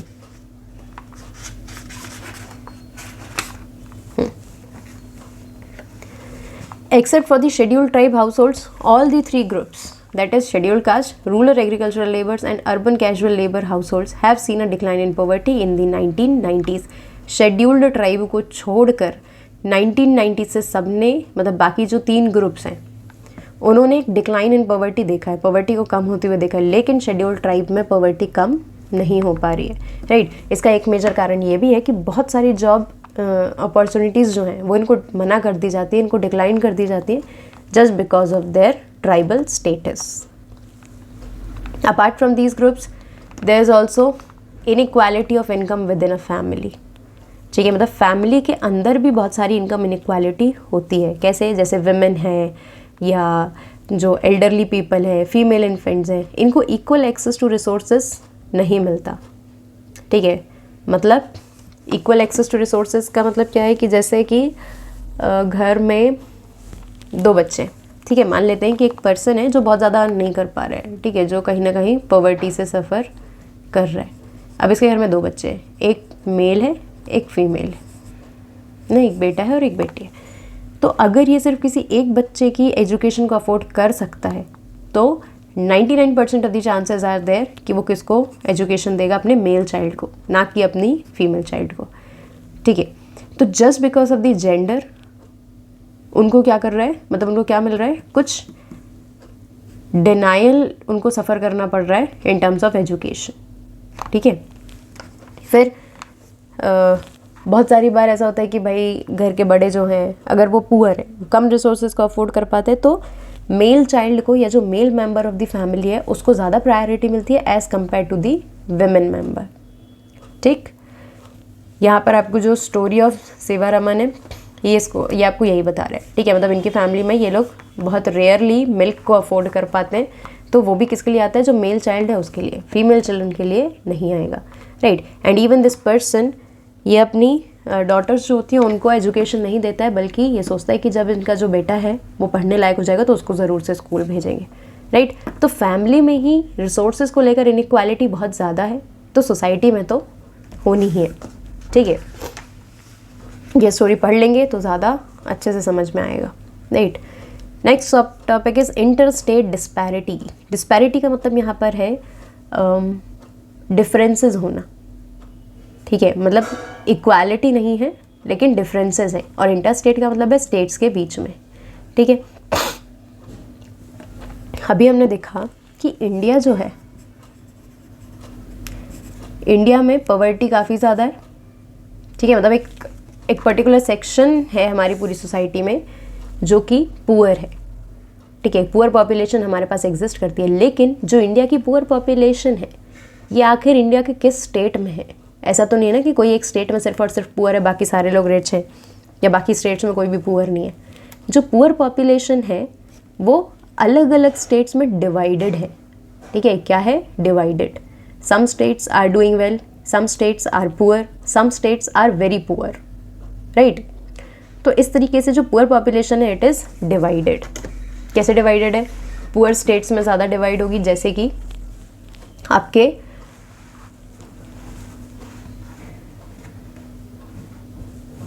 यहाँ पर क्या दिखा रहा है, while the all India head count ratio was 21.9% in 2011-12, states like MP, Assam, UP, Bihar and Orissa had above all India poverty level, right. मतलब कि बहुत सारे स्टेट्स ऐसे हैं जिनमें पॉवर्टी ज़्यादा होगी, जिनमें हेड काउंट रेशियो मतलब जो लोग बिलो पॉवर्टी लाइन आ रहे हैं, है ना, जितने लोग पुअर हैं, ठीक, वो कुछ स्टेट्स में ज़्यादा होंगे और कुछ स्टेट्स में कम होंगे, ठीक है। जैसे कि बिहार और Orissa continue to be the 2 poorest states, मतलब कि इनमें सबसे ज़्यादा पॉवर्टी है, सबसे ज़्यादा जो हेड काउंट रेशियो है वो यहाँ का ज़्यादा होगा, ठीक है। क्यों? क्योंकि यहाँ पर बिलो पॉवर्टी लाइन बहुत सारे लोग हैं, रिसोर्सेज की कमी और उनका एक प्रॉपर यूटिलाइजेशन ना हो पाने के कारण, राइट। लेकिन वहीं पर states like Punjab and Haryana, यहाँ पर पॉवर्टी कैसे कम हुई? ड्यू टू ग्रीन रेवोल्यूशन, है ना, एग्रीकल्चरल ग्रोथ रेट में ज़्यादा फोकस गया लोगों का, गवर्नमेंट ने ज़्यादा फोकस किया और जिसके कारण क्या हुआ, बहुत सारे लोगों को जॉब अपॉर्चुनिटीज़ मिली, ठीक है। केरला क्यों कम मतलब केरला में क्यों बहुत कम पॉवर्टी है? क्योंकि इन्होंने ह्यूमन रिसोर्स डेवलपमेंट पे ज़्यादा फोकस किया, मतलब इन्होंने केरला की जो लिटरेसी रेट है वो 100% है, मतलब वहाँ के सारे लोग लिख और पढ़ सकते हैं। ये नहीं है कि सारे लोग एजुकेटेड हैं, लेकिन लिटरेट तो हैं, पढ़ना और लिखना तो जानते हैं, ठीक है। क्यों? क्योंकि वहाँ का फोकस क्या है? Human resource development. Human resource क्या है? ह्यूमन रिसोर्स का मतलब जब ह्यूमन में इतनी कैपेबिलिटी या इतना नॉलेज होता है, इतनी स्किल्स होती हैं कि वो खुद एक रिसोर्स की तरह काम करने लगता है, ठीक है। फिर बंगाल में कैसे कम हुई पॉवर्टी? लैंड रिफॉर्म्स हुए। आंध्र प्रदेश और तमिलनाडु में public distribution of food grains, मतलब कि गवर्नमेंट ने लोगों को पब्लिक डिस्ट्रीब्यूशन सिस्टम के थ्रू खाना प्रोवाइड किया, जिससे पॉवर्टी थोड़ी सी कम हुई। अब पब्लिक डिस्ट्रीब्यूशन सिस्टम क्या है? We will be studying this in the next chapter, that is food security in India, right. So it simply means कि इंडिया में जितनी भी पॉवर्टी है वो किसी एक स्टेट में नहीं है ना, या किसी एक जगह पर कंसंट्रेटेड नहीं है, अलग अलग जगह पर कंसंट्रेटेड है। पॉपुलेशन का जो प्रपोर्शन है, पुअर पॉपुलेशन का प्रपोर्शन अलग अलग जगह पर अलग अलग तरीके से है, और जो स्टेट गवर्नमेंट्स होती हैं वो भी अलग अलग तरकीबें लगाकर या अलग अलग मेजर्स को लेकर अपने अपने स्टेट में पॉवर्टी को रिड्यूस करने की कोशिश करती हैं। डन? चलो, next topic is global poverty scenario. Global poverty scenario हमें ये बताने की कोशिश कर रहा है कि जैसे इंडिया में हमने देखा कि जो पुअर पॉपुलेशन है वो एक जगह पर एक्यूमुलेटेड नहीं है, ठीक है, डिवाइडेड है या डिस्ट्रीब्यूटेड है, वैसे ही पूरे ग्लोब में या पूरी अर्थ में जितनी भी कंट्रीज़ है वो सारी जगह पर पॉवर्टी से सफ़र करने वाले लोग किसी भी एक कंट्री में नहीं रहते, है ना, वो भी पूरे ग्लोब में डिस्ट्रीब्यूटेड है, depending on the resources as well as the income level of the people of the countries, है ना। जैसे हमारे पास 7 कॉन्टिनेंट है, जिसमें से आप अंटार्कटिका को छोड़ दें, ठीक है, बाकी जो 6 कॉन्टिनेंट्स हैं, यहाँ पर जो पॉपुलेशन है उसमें कुछ पॉपुलेशन तो ऑब्वियस सी बात है कि पुअर होगी, ठीक है। तो ये जो पुअर पॉपुलेशन है ये किस कंट्री में कितनी है और किस तरीके से डिवाइडेड है, ये हमको दिखा रहा है ये वाला टॉपिक, है ना, ग्लोबल पॉवर्टी सिनेरियो। सिनेरियो का मतलब एक तरीके से व्यू देखना चाह रहे हैं कि पूरे ग्लोब में पॉवर्टी का क्या सीन चल रहा है, मतलब किस तरीके से कौन सी कंट्रीज़ में ज़्यादा पॉवर्टी है, राइट। तो एक सिंपल सा लॉजिक, बहुत कुछ आपको नहीं भी पता है तो इसमें एक सिंपल लॉजिक आप क्या लगा सकते हैं कि भाई देखो, जो वेस्टर्न कंट्रीज़ हैं, ठीक है, मतलब जो यूरोपियन नेशंस हैं या अमेरिका है, यहाँ पर पुअर पीपल कम होंगे as compare to African countries and Asian countries, ठीक है। इस तरफ पॉवर्टी थोड़ी सी ज़्यादा है as compare to western countries, ठीक है। देखो SST में ना, चाहे हिस्ट्री हो, सिविक्स हो, इकोनॉमिक्स हो या ज्योग्राफी हो, अगर आपको कोई आंसर नहीं भी बनता है देन ऑल्सो इट्स ओके, लेकिन ब्लैंक मत छोड़ो, ठीक है, और कुछ भी मत लिखो। Try to link the topic with your common sense, और जो आपका एक बेसिक जनरल नॉलेज है ना उससे लिंक करने की कोशिश करो, तो कहीं ना कहीं हो सकता है कि आप आंसर सही भी ढूंढ लो, ठीक है। हर समय कोई सही आंसर आपको बताता नहीं है, sometimes you have to make the right answer, ठीक है। कैसे बनाओगे? जब आपके पास एक कॉमन सेंस होगा कि भैया जो आपकी वेस्टर्न कंट्रीज़ हैं इनको हम डेवलप्ड कंट्रीज़ बोलते हैं, ज़्यादातर इनमें डेवलप्ड कंट्रीज़ हैं या डेवलपिंग कंट्रीज़ हैं, मतलब पॉवर्टी यहाँ पर कम है as compare to under developed country और other eastern developing countries, right. तो अगर आपको फैक्ट्स नहीं भी मालूम है then also it is okay, use your common sense, ठीक है। तो एक कॉमन सेंस से हमने एक बेसिक आइडिया निकाला ना इस पूरे डेटा को पढ़ने से पहले, ठीक है। तो ये चीज़ आपको डेवलप करते बननी चाहिए, इतना कॉमन सेंस आपके दिमाग में आना चाहिए, ठीक है। चलो, world bank has as living on less than $1.9 per day. क्या बोला गया है? वर्ल्ड बैंक ने क्या बोला है कि भैया हम कौन सी कंट्री को पुअर बोलते हैं जहाँ के लोग $1.90 पर डे पर पर्सन से कम अर्न कर रहे हैं या उससे कम उनको मिल रहा है, तब हम उनको पुअर कहते हैं ऑल ओवर दी वर्ल्ड, है ना। वर्ल्ड बैंक का भी हमने देखा था थोड़ी देर पहले, जैसे इंडिया में NSSO का काम है ये डेटा कलेक्ट करने का, वैसे यहाँ पर वर्ल्ड बैंक का काम है। और वर्ल्ड बैंक ने ही बोला है कि $1.90 पर डे पर पर्सन, उसके नीचे कोई है तो हम उसको पुअर बोलेंगे, या हमारी जो पॉवर्टी लाइन है वो वही है, ठीक। तो इस तरीके से ये क्या बताने की कोशिश कर रहे हैं कि भाई पॉवर्टी जो है वो पूरे ग्लोब में डिस्ट्रीब्यूटेड है, ठीक है, और हर कंट्री की अपनी अपनी पॉवर्टी लाइन होगी। ये तो वर्ल्ड बैंक है जो सबके लिए एक कॉमन मेजर निकालने की कोशिश करता है, right. Poverty declined substantially in China and Southeast Asian centuries as a result of rapid economic growth and massive investment in human resource. China और जो साउथ ईस्ट एशियन कंट्रीज़ हैं, साउथ ईस्ट एशियन कंट्रीज़ कौन सी है? India जो है Asia के south में है, ठीक है, तो उसके ईस्ट में जितनी भी कंट्रीज़ हैं, राइट, ये सारी कंट्रीज़ को आप बोलेंगे south east Asian countries, right. यहाँ पर क्यों ज़्यादा पॉवर्टी कम हुई है? रेट क्यों कम हुआ है पॉवर्टी का? क्योंकि इकोनॉमिक ग्रोथ यहाँ पर ज़्यादा हुई है, राइट। और दूसरी चीज़, ह्यूमन रिसोर्स में बहुत ही मासिव इन्वेस्टमेंट हुआ है, राइट। मतलब यहाँ के लोगों ने अपने लोगों को नॉलेज, स्किल्स और कैपेबिलिटीज़ प्रोवाइड कराने में कसर नहीं छोड़ी, ठीक है। और अगर जिस कंट्री की पॉपुलेशन के पास अच्छा खासा नॉलेज है, स्किल है, अगर वो काम करना चाहते हैं, प्रोडक्टिव है, ठीक है, तो वहाँ पर ऑब्वियस ही बात है इकोनॉमिक ग्रोथ आएगी। मतलब ये दोनों चीज़ें ना एक दूसरे से इंटर रिलेटेड है। और ज़्यादा इकोनॉमिक ग्रोथ आएगी तो कंट्री के पास ज़्यादा पैसा आएगा, ज़्यादा पैसा आएगा तो लोगों को ज़्यादा नॉलेज, ज़्यादा ट्रेनिंग, ज़्यादा स्किल्स प्रोवाइड करा पाएगा, ठीक है। तो both are interrelated with each other, right. और पॉवर्टी को दूर करने के लिए भी यही दोनों चीज़ें हैं जो ज़्यादा ज़रूरी होती हैं। एक तो भैया इकोनॉमिक ग्रोथ होनी चाहिए, और दूसरी चीज़ ह्यूमन रिसोर्स डेवलपमेंट जो है उसमें इन्वेस्टमेंट होना चाहिए, लोगों को नॉलेज और स्किल सिखाई जानी चाहिए, राइट। फिर in these countries of south Asia, जिसमें इंडिया, पाकिस्तान, श्रीलंका, नेपाल, बांग्लादेश, भूटान, यहाँ पर भी जो पॉवर्टी है वो भी कम हुई है, ठीक है, ठीक है। 2005 में कितनी थी यहाँ पर? ऑलमोस्ट 34%, जो 2013 में आकर कितनी हुई? 16.2। मतलब कि रेट जो है वो हमेशा ही पॉवर्टी का गिर रहा है, ठीक है।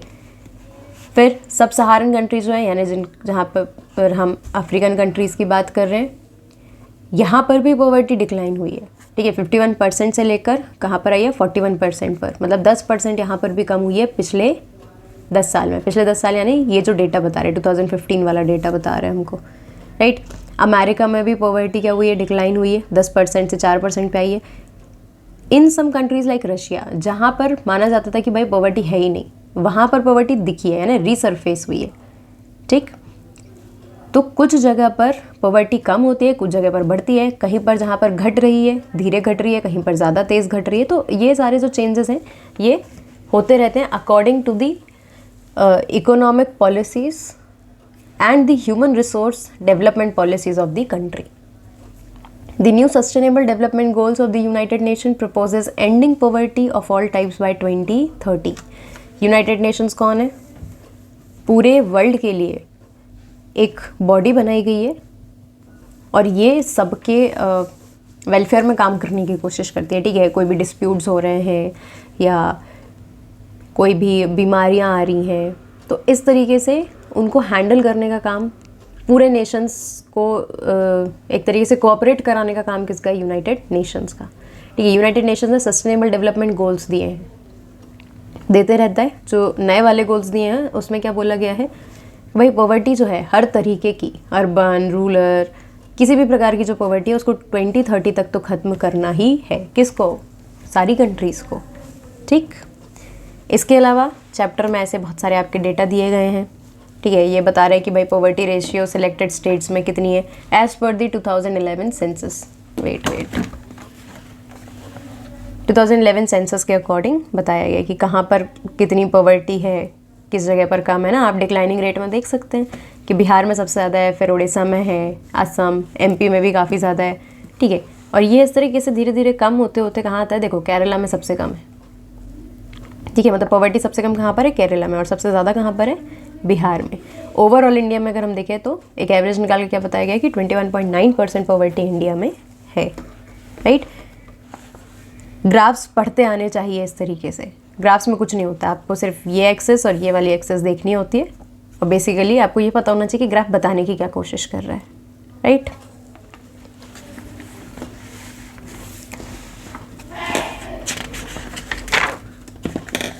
चलो, इस चैप्टर के आखिरी 2 टॉपिक्स बचे हैं हमारे पास, 3, राइट। आखिरी 3 टॉपिक हमारे पास बचे हैं और ये काफ़ी इंपॉर्टेंट भी हैं, ठीक है। एक है कॉजेज़ ऑफ पॉवर्टी, दूसरा है एंटी पॉवर्टी मेजर्स। मतलब अभी तक हमने देखा कि भैया पॉवर्टी होती क्या है, फिर पॉवर्टी लाइन क्या है, APL, BPL, इंडिया के डिफरेंट स्टेट्स में पॉवर्टी के क्या सीन है, पूरे ग्लोबल पॉवर्टी सीन्स क्या हैं, ये सारी चीज़ें हमने अभी तक देखी। अब हम पढ़ने वाले हैं कि भाई पॉवर्टी है तो क्यों है, कॉजेज़ क्या हैं, पॉवर्टी के कारण क्या है। पॉवर्टी के मेन तो 2 कारण होते हैं, ठीक है, जो हमने अभी देखे कि भाई इकोनॉमिक ग्रोथ का ना होना या लो रेट ऑफ इकोनॉमिक ग्रोथ, और दूसरा जो पॉपुलेशन है वो इंक्रीज हो रही है लेकिन उसके पास क्या नहीं है, स्किल्स या नॉलेज नहीं है। लेकिन आप ये नहीं कह सकते कि सिर्फ यही 2 कॉजेज़ हैं पॉवर्टी के। पॉवर्टी एक बहुत ही ज़्यादा डायनामिक और बहुत ही बड़ा कंसेप्ट है, तो इसके बहुत सारे कॉजेज़ भी हैं, राइट। देखो हाईलाइट करके रखे ऑलरेडी, सिर्फ वही पढ़ेंगे, ठीक है, पूरे पैराग्राफ रीडिंग में नहीं जाएंगे। Low level of economic growth, economic development under the British colonial administration. India के रिस्पेक्ट में पढ़ते हैं तो इंडिया के रिस्पेक्ट में हमको ये देखना है कि भाई जब ब्रिटिशर्स आए और उनका जो एडमिनिस्ट्रेशन था, जो कॉलोनियल एडमिनिस्ट्रेशन था, उसमें बहुत सारा इकोनॉमिक डेवलपमेंट नहीं हुआ और इवन हमको लॉस ही हुआ, राइट। मतलब कि इंडिया के जो रेवेन्यूज़ थे, आपने 8th स्टैंडर्ड की हिस्ट्री में पढ़ा होगा कि इंडिया के जितने भी रेवेन्यूज़ थे वो सारा का सारा ब्रिटेन यूज़ करना चाहता था, ठीक है, और बहुत हद तक उसने किया भी। इंडिया की इंडस्ट्रीज़ को डेवलप नहीं होने दिया, यहाँ के रिसोर्सेज को कम प्राइसेस में, कम कॉस्ट में यहाँ से लेकर जा रहे थे और हमको ही महंगा सामान बेच रहे थे। तो बहुत सारी चीज़ें ऐसी थी जिसके कारण इकोनॉमिक डेवलपमेंट ब्रिटेन का हुआ लेकिन इंडिया का नहीं हुआ, ठीक है। इंडिया एक कॉलोनी बनकर रह गया। पॉलिसीज़ ने, कॉलोनियल गवर्नमेंट की पॉलिसीज़ ने क्या किया, यहाँ के जो ट्रेडिशनल हैंडीक्राफ्ट्स थे उनको ख़राब कर दिया। यहाँ की बहुत सारी इंडस्ट्रीज़ थी, टेक्सटाइल इंडस्ट्रीज़ थी, जिनको क्या कर दिया गया, इतना ख़तरनाक कंपटीशन प्रोवाइड कराया गया ब्रिटेन की इंडस्ट्रीज़ के द्वारा, क्योंकि वहाँ पर सबसे पहले इंडस्ट्रियलाइजेशन आया था, मैकेनाइजेशन आया था, जिस कारण हमारे यहाँ की जो लोकल इंडस्ट्रीज़ होती हैं उनको बहुत ज़्यादा नुकसान हुआ। एंड इवन इस हद तक हुआ कि बहुत सारी इंडस्ट्रीज़ को तो बंद होना पड़ा, इतना हैवी लॉसेज उनको फेस करना पड़ रहा था, ठीक है। फिर जॉब अपॉर्चुनिटीज़ बहुत कम हो गई ये सारी चीज़ों के कारण। Low growth rate of income, low growth rate of income मतलब ग्रोथ रेट तो है इनकम में, इनकम बढ़ तो रही है लेकिन लो रेट से बढ़ रही है, कम बढ़ रही है, ठीक है, डबल नहीं हो पा रही या एक सिग्निफिकेंट अमाउंट में नहीं बढ़ रही है, राइट। तो उसको आप कहेंगे low growth rate of incomes. This was accompanied by high growth rate of population. एक तो जॉब अपॉर्चुनिटीज़ कम है, इनकम लेवल ज़्यादा नहीं बढ़ पा रहा, दूसरी चीज़ पॉपुलेशन बहुत हाई हो गई, है ना। Even now today we are the most populous country in the world. हमने चाइना को भी पीछे कर दिया गया है। इवन इसी बुक में नेक्स्ट चैप्टर में आप जब पढ़ेंगे तो वहाँ पे बताया गया है कि ऐसा प्रिडिक्ट किया गया था कि 2045, है ना, 2045 में इंडिया जो है वो चाइना की पॉपुलेशन को पीछे कर देगी, है ना, मतलब चाइना को पीछे कर देगी इन टर्म्स ऑफ पॉपुलेशन, जबकि ये काम हमने 2022-23 में ही कर दिया, राइट। मतलब पॉपुलेशन रेट आप सोच सकते हैं कि जितना एक्सपेक्टेड था उससे कई ज़्यादा हाई लेवल पर क्या हो रहा है, बढ़ रहा है, राइट। अब पॉपुलेशन बढ़ गई, जॉब अपॉर्चुनिटीज़ वैसे ही कम है तो बेरोज़गारी तो बढ़ेगी, ठीक है, इनकम लेवल बहुत कम होने लगे, पर पर्सन इनकम बहुत कम अर्न कर पा रहे थे लोग, ठीक है।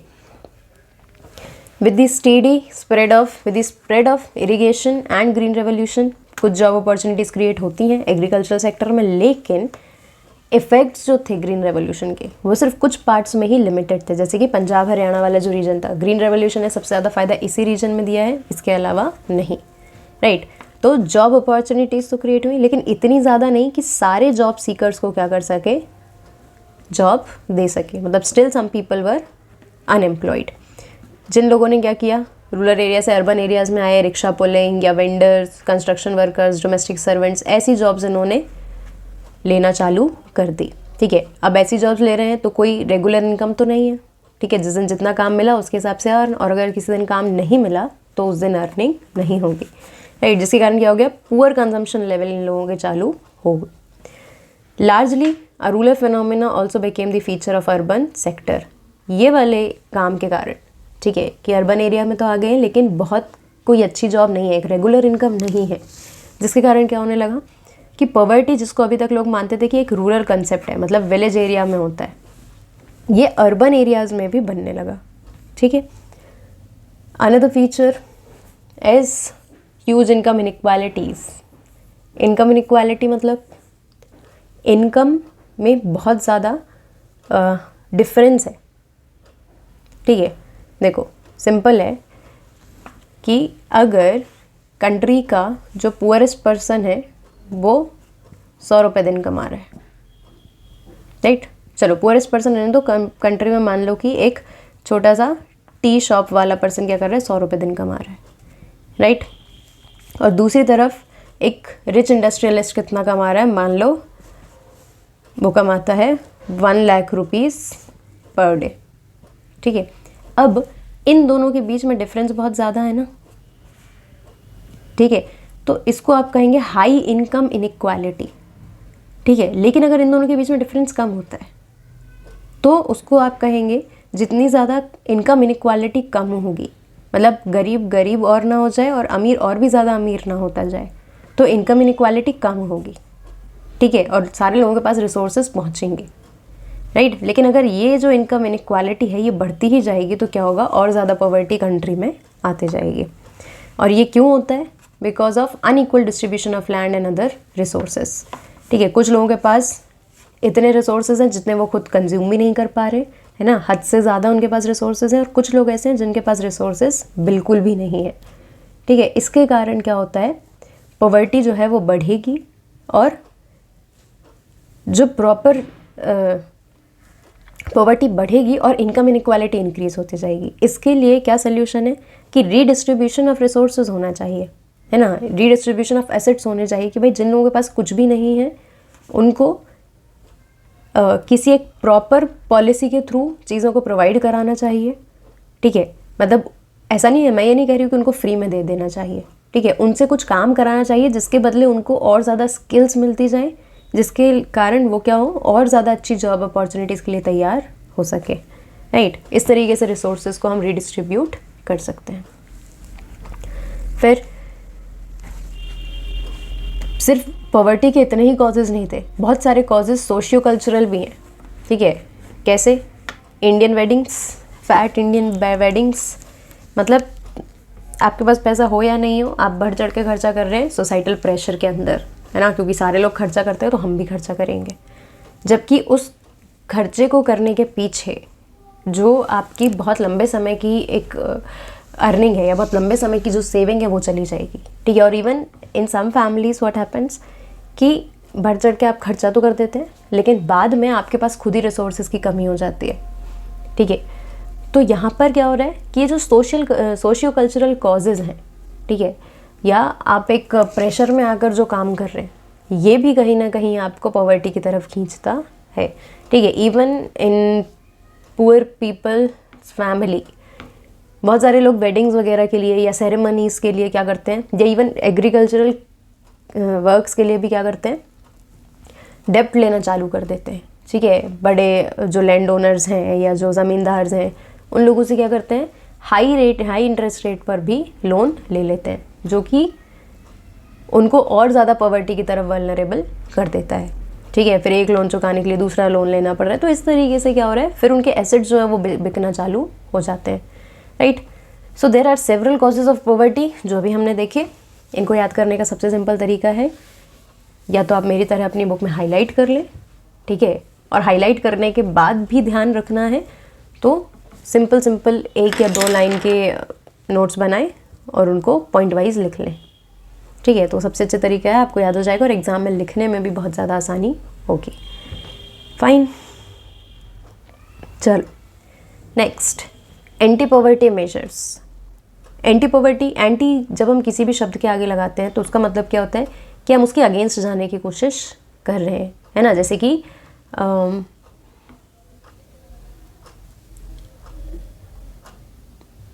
एंटीवायरस, ठीक है, आपके जो लैपटॉप्स होते हैं या जो कंप्यूटर्स होते हैं उसमें आप क्या करते हैं, एंटीवायरस सॉफ्टवेयर डालने की कोशिश करते हैं। मतलब कि जो वायरस अगर आपके कंप्यूटर्स में एंटर करे तो आपका जो एंटीवायरस सॉफ्टवेयर है वो उस वायरस से लड़ के उसको वहीं ख़त्म कर दे और आपके सिस्टम को करप्ट ना करे। राइट, तो एंटी पॉवर्टी मेजर क्या है कि भाई पॉवर्टी तो है, अब हम पॉवर्टी के अगेंस्ट या पॉवर्टी को बचाने के लिए या उससे लड़ने के लिए कौन कौन से तरीके अपना रहे, उसको आप कहेंगे एंटी पॉवर्टी मेजर्स। डन। देखो, एंटी पॉवर्टी मेजर्स 2 तरीके के ही होंगे। पहला कि भाई इकोनॉमिक ग्रोथ को इंक्रीज करो, है ना, प्रमोशन ऑफ इकोनॉमिक ग्रोथ। और दूसरा टारगेटेड एंटी पॉवर्टी प्रोग्राम्स, मतलब कि इकोनॉमिक ग्रोथ को हर तरीके से, हर पॉसिबल तरीके से इंक्रीज़ करना है और एंटी पॉवर्टी प्रोग्राम्स चलाने हैं। मतलब जो लोग ऑलरेडी पॉवर्टी से जूझ रहे हैं, जो सफ़र कर रहे हैं, उनको टारगेट करो, ठीक है, और उनके लिए ऐसे प्रोग्राम्स चलाओ जो उनको पॉवर्टी से बाहर निकालने में मदद करें। ठीक है, जैसे कि मान लो कोई पर्सन है, पुअर पर्सन है, जो खाना अफोर्ड नहीं कर पा रहा, घर अफोर्ड नहीं कर पा रहा है, या प्रॉपर मेडिकल फैसिलिटीज़ को अफोर्ड नहीं कर पा रहा है। ठीक है, तो क्या आपको लगता है कि वो पर्सन अपनी एजुकेशन पे या स्किल लर्निंग पे पैसा खर्चा करेगा? नहीं, उसके लिए तो बेसिक यही है ना भाई, पहले हम खाना तो खा लें, तब तो हम स्किल सीखेंगे, तब तो हम एजुकेशन गेन करेंगे। तो गवर्नमेंट क्या करती है, इनके लिए एंटी पॉवर्टी प्रोग्राम्स चलाती है, ऐसे लोगों को टारगेट करती है, उनको बेसिक फैसिलिटीज़ प्रोवाइड कराती है ताकि वो पॉवर्टी की साइकिल से बाहर निकलने के लिए अपने अंदर कुछ स्किल्स को ले पाएँ। ठीक है, या कुछ एजुकेशन कुछ एजुकेशन को गेन करें, ताकि क्या होगा, वो पॉवर्टी की साइकिल से बाहर निकलेंगे। राइट, अब एंटी पॉवर्टी प्रोग्राम्स बहुत सारे होते हैं। ठीक है, पहले देखते हैं promotion of economic growth. Economic growth बढ़ती कैसे है ना। इकोनॉमिक ग्रोथ कैसे होती है, जब कंट्री में ज़्यादा इंडस्ट्रीज़ होंगी, ठीक है, या ज़्यादा ऐसे ऑर्गेनाइजेशंस होंगे, ज़्यादा बिजनेसेस होंगे जो कि ज़्यादातर लोगों को क्या दे रहे हैं, जॉब्स दे रहे हैं। ठीक है, चाहे वो प्राइवेट हो या गवर्नमेंट हो। ठीक है, ऐसे ऑर्गेनाइजेशंस जो ज़्यादातर लोगों को जॉब्स दे रहे हैं, तो क्या होगा, काम करेगा कोई भी व्यक्ति तो उसके पास एक इनकम आएगी, इनकम आएगी तो वो इस इनकम से अपना स्टैंडर्ड ऑफ लिविंग अच्छा कर सकता है। ठीक है, मतलब कि जॉब अपॉर्चुनिटीज़ यहाँ पर लोगों के पास होनी चाहिए। ठीक है, और कुछ सालों तक ऑब्जर्व करने से ये भी पता चला गवर्नमेंट को कि भाई जब हम इकोनॉमिक ग्रोथ इंक्रीज़ होती है, लोगों के पास पैसा आता है, वो खर्चा कर पाते हैं, अपनी बेसिक नीड्स को पूरा कर पाते हैं, तो पॉवर्टी भी धीरे धीरे करके क्या होती है, कम होने लगती है। राइट, तो उनको समझ में आया कि भाई पॉवर्टी कम करनी है तो सबसे पहला तरीका तो यही है कि आपको इकोनॉमिक ग्रोथ को सपोर्ट करना चाहिए, और इकोनॉमिक ग्रोथ के अंदर बहुत सारी अपॉर्चुनिटीज़ को आपको प्रोवाइड कराना चाहिए। राइट, लेकिन इकोनॉमिक ग्रोथ जो है वो सारे लोगों को जॉब अपॉर्चुनिटीज़ नहीं दे पा रही थी, या सारे लोगों को इतना कैपेबल नहीं बना पा रही थी कि वो किसी भी काम को करने के लायक बन जाए। मतलब बहुत सारे लोग अभी भी ऐसे थे जिनके बेसिक रिसोर्सेज पूरे नहीं हो रहे थे। राइट, तो इनके लिए चलाया गया targeted anti poverty programmes. Right, अब टारगेटेड एंटी पॉवर्टी प्रोग्राम्स के अंदर बहुत सारी स्कीम्स आपको यहाँ पर देखने को मिलेंगी। ठीक है, जो डायरेक्टली और इनडायरेक्टली लोगों की मदद करने के लिए बनाई गई थी, है ना। एक पर्टिकुलर ग्रुप को टारगेट करके उसके बेटरमेंट के लिए या उसको पॉवर्टी की साइकिल से बाहर निकालने के लिए गवर्नमेंट ने ये स्कीम्स को तैयार किया। तो यहाँ पर हम ऐसी 5 स्कीम्स के बारे में पढ़ने वाले हैं। पढ़ने से पहले ही आप समझ लें कि ये 5 स्कीम्स आपके लिए इंपॉर्टेंट है, एग्जाम्स में पूछी जा सकती हैं, या तो लॉन्ग आंसर्स में पूछा जा सकता है, या फिर डायरेक्ट आपसे 1 या 2 मार्क्स में पर्टिकुलर स्कीम का नाम लेकर बोला जा सकता है कि आप इसको डिस्क्राइब करें या इसके बारे में जो कुछ भी जानते हैं वो बताएं, राइट। हालांकि जितना आपकी बुक में है इतना ही आपको लिखना है, इससे ज़्यादा कुछ भी आपको गूगल नहीं करना है या कुछ भी इंफॉर्मेशन के बारे में गेन नहीं करनी है ना। सिलेबस के लिए आउट ऑफ क्यूरियोसिटी आप करना चाहते हैं तो बिल्कुल, राइट। चलो, पहली स्कीम है Mahatma Gandhi national rural employment guarantee act. इसको शॉर्ट फॉर्म में आप नरेगा भी बोलते हैं, राइट। ये कब आई थी? 2005। और इसका एम क्या था कि भाई हमको साल भर में minimum 100 days of wage employment तो प्रोवाइड कराना ही है to ensure livelihood security in rural areas. कहाँ पर कराना है? रूरल एरियाज़ में, ठीक है। मतलब किसके लिए है ये? अनएम्प्लॉयड पीपल के लिए थी, कि जिन लोगों के पास एम्प्लॉयमेंट नहीं है, ठीक है। इस स्कीम के थ्रू हम क्या कर रहे हैं, उनको साल में कुछ नहीं तो कम से कम 100 दिन हम उनसे कुछ काम कराएंगे और उसके बदले हम उनको पैसा देंगे, ठीक है। 100 डेज ऑफ वेज एम्प्लॉयमेंट, ये वन ऑफ इट्स काइंड पहली स्कीम ऐसी थी जिसने इस तरीके का कंसेप्ट लेकर आया था कि भाई हम काम कराएंगे और हम पैसा देंगे। सिंपल, 100 दिन कम से कम जो भी व्यक्ति अनएम्प्लॉयड है उसको कम से कम इतनी तो सिक्योरिटी है कि साल में 100 दिन वो काम कर रहा है तो उसको उसका पैसा मिल रहा है, ठीक है। कहाँ पर? वो भी रूरल एरियाज़ में। It also aimed at sustainable development to address the cause of drought, deforestation and soil erosion. 1/3 of the propose job have been reserve for women.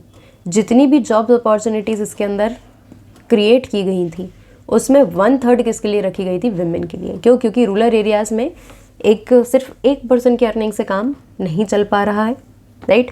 तो जिसके कारण क्या था कि वुमेन जो थी वो भी विलिंग थी काम करने के, तो 1/3 पॉपुलेशन जो थी, मतलब 1/3 जॉब्स जो थी वो किसके लिए रिजर्व की गई? वुमेन के लिए, ठीक है। और इसमें भी बहुत कुछ एक पर्टिकुलर अमाउंट ऑफ शेयर जो था वो SC, ST और वुमेन तीनों के लिए अलग अलग रखा गया, right.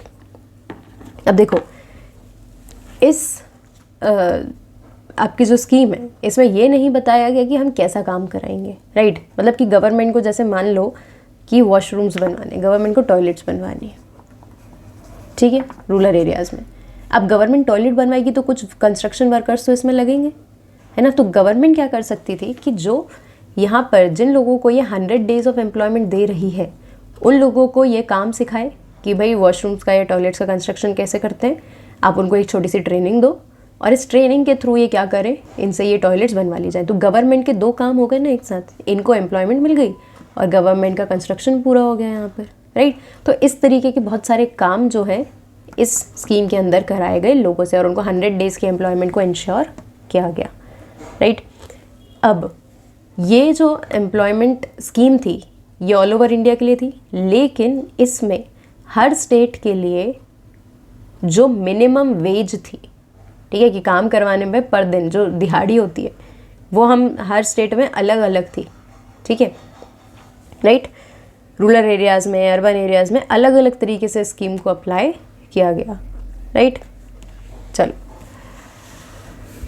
Next scheme was prime minister रोजगार योजना। नाम से समझ में आ रहा है, एम्प्लॉयमेंट अपॉर्चुनिटीज़, ठीक है।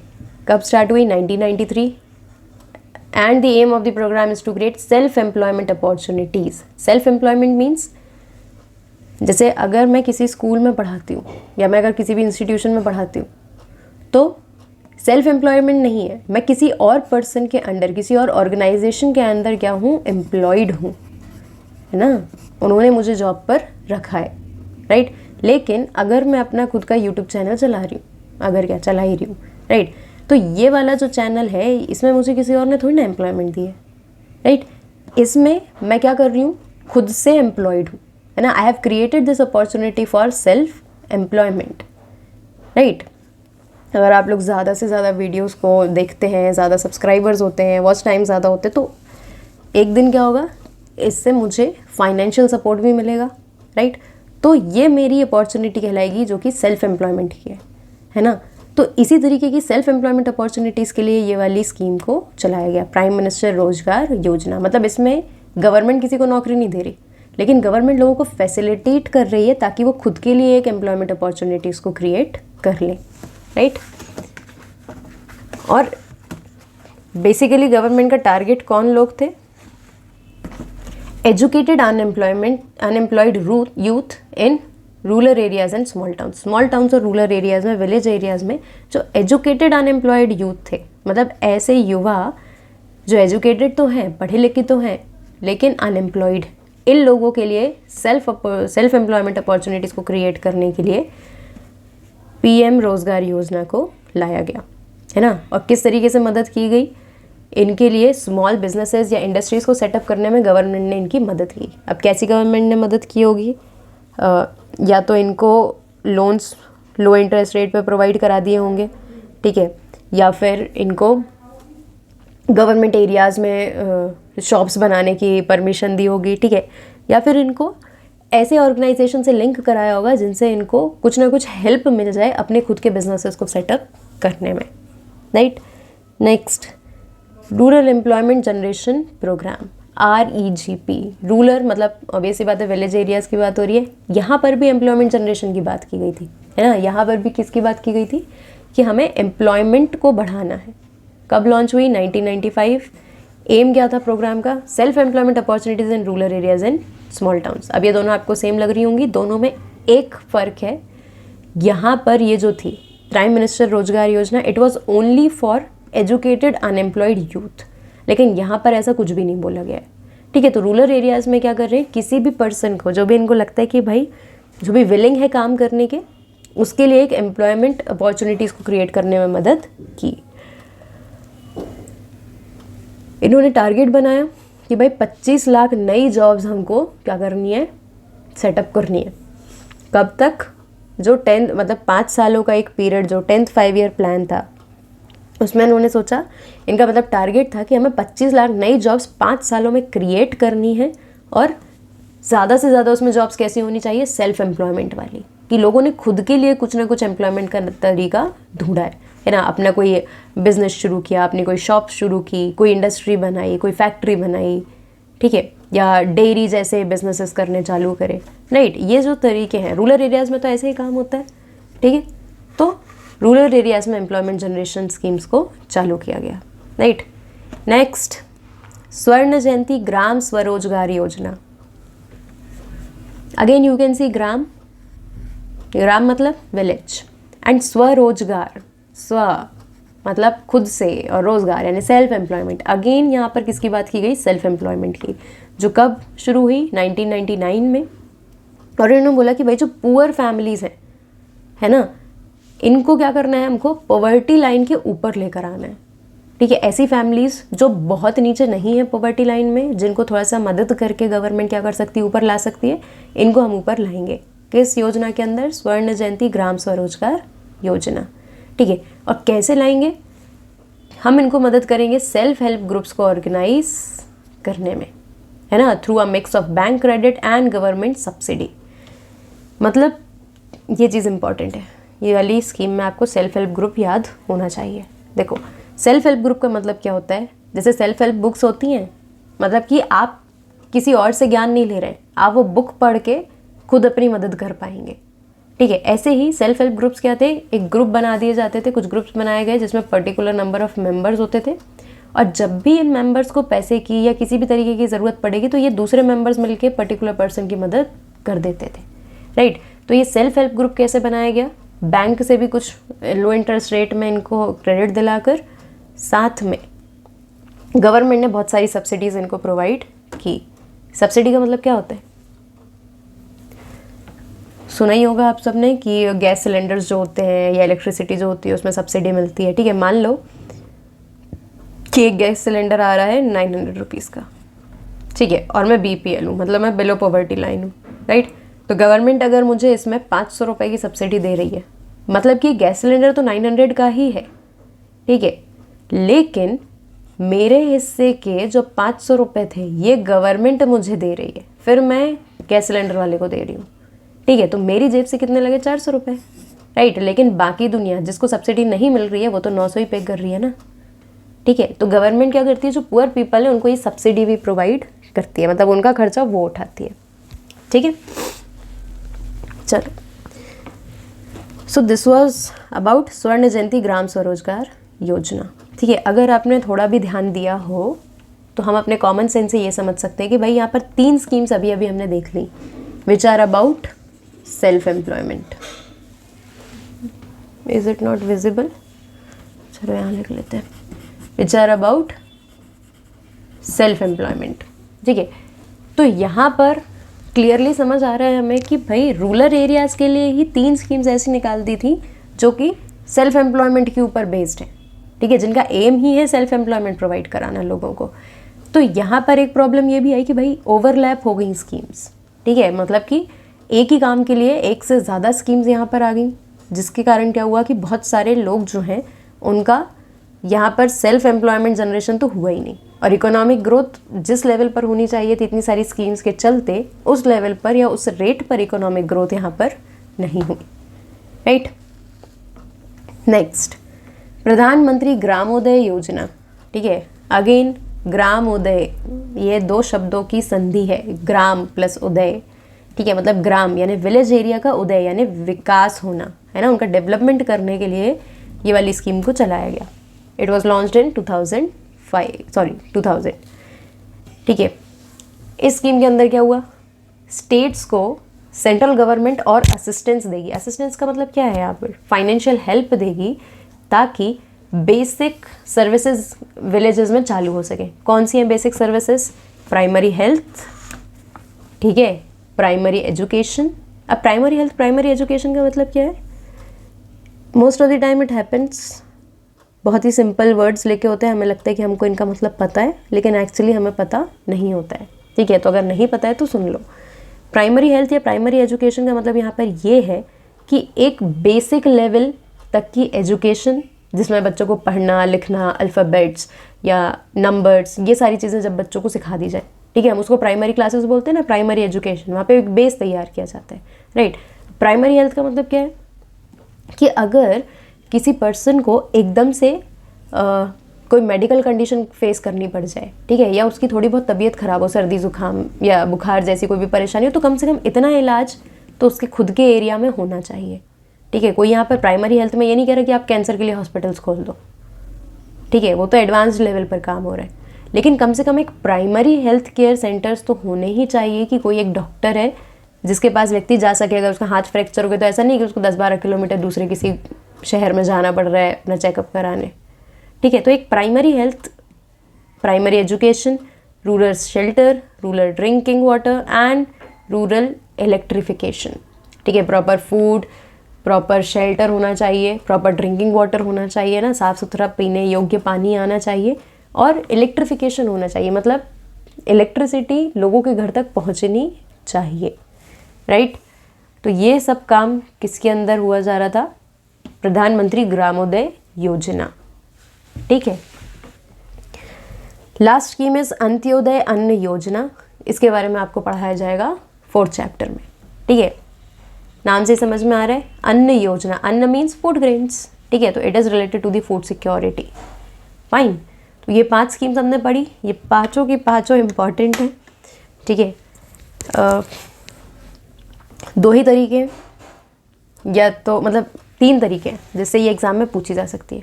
या तो सिंपल MCQ पूछ लेगा किसी भी स्कीम को उठा के, राइट, या तो फिर आपसे एक लॉन्ग आंसर आपको दिया जा सकता है कि भाई आपको जो भी स्कीम्स हैं, एंटी पॉवर्टी टारगेटेड स्कीम्स जो हैं उनके बारे में लिखिए।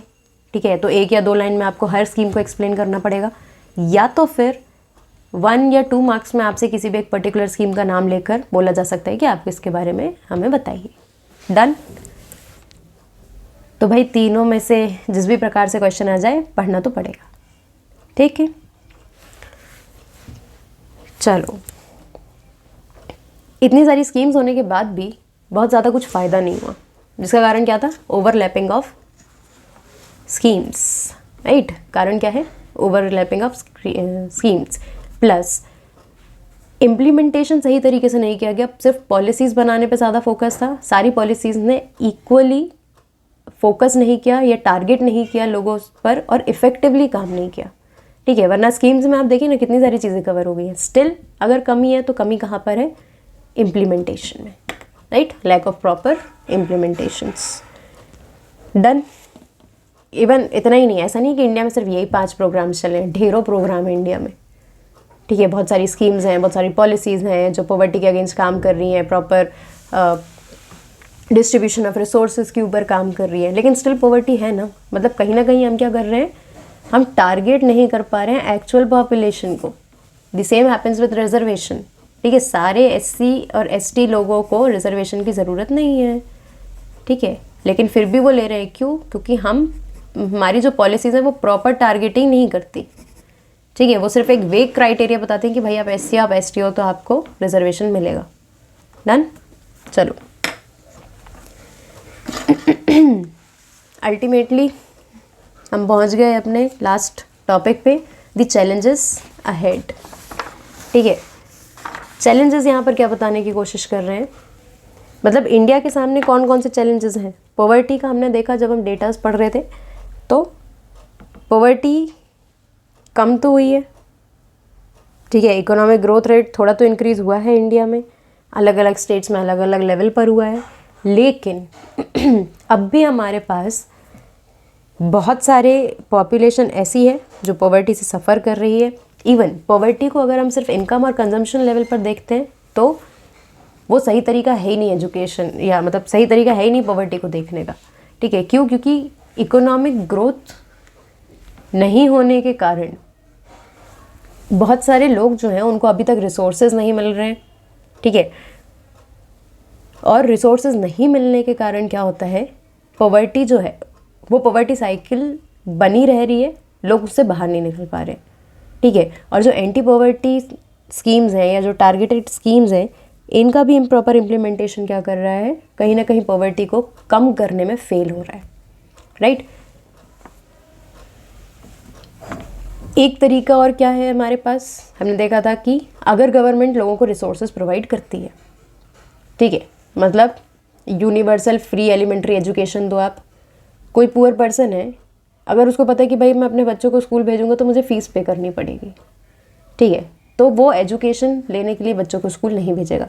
लेकिन अगर आप यूनिवर्सल फ्री एलिमेंट्री एजुकेशन दे रहे हो, मतलब प्राइमरी एजुकेशन आप सबको फ्री दे रहे हो, तो क्या वो पर्सन डिनाई करेगा?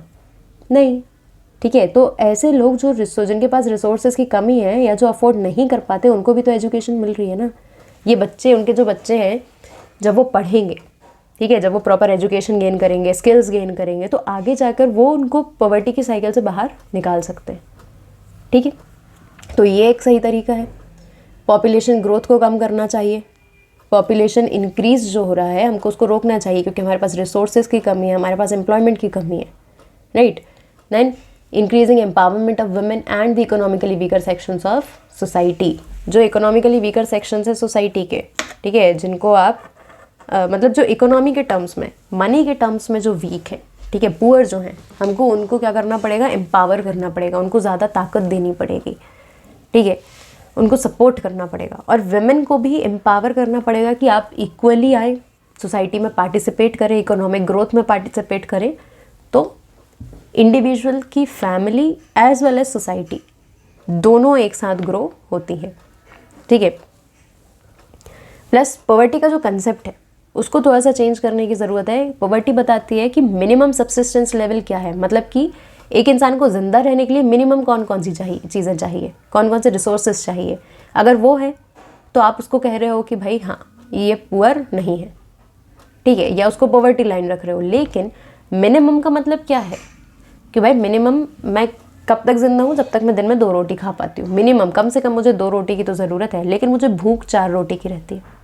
तो आप तो मिनिमम बता रहे हो ना, मतलब अगर आपके हिसाब से मैं 2 रोटी खाकर ज़िंदा हूँ तो मैं पुअर नहीं हूँ, लेकिन मेरी रिक्वायरमेंट कितनी है, मेरी रिक्वायरमेंट तो 4 रोटी की है, ठीक है। तो मिनिमम को हटाकर हमको क्या रखना चाहिए, रीज़नेबल, ठीक है, कि भाई हर एक इंडिविजुअल के अकॉर्डिंग क्या उसके सब्सिस्टेंस लेवल का एक बेसिक रिक्वायरमेंट उसकी पूरी यहाँ पर होनी चाहिए, ठीक है।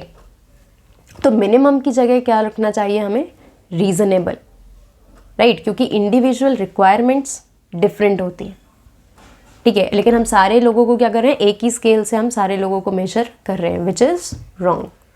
डन। लेकिन यहाँ पर हमारे पास पॉवर्टी इकलौता चैलेंज नहीं है, है ना। मतलब कि ऐसा नहीं है कि पॉवर्टी जो है, अगर ये पॉवर्टी ख़त्म हो जाती है तो सारी प्रॉब्लम्स ख़त्म हो जाएंगी।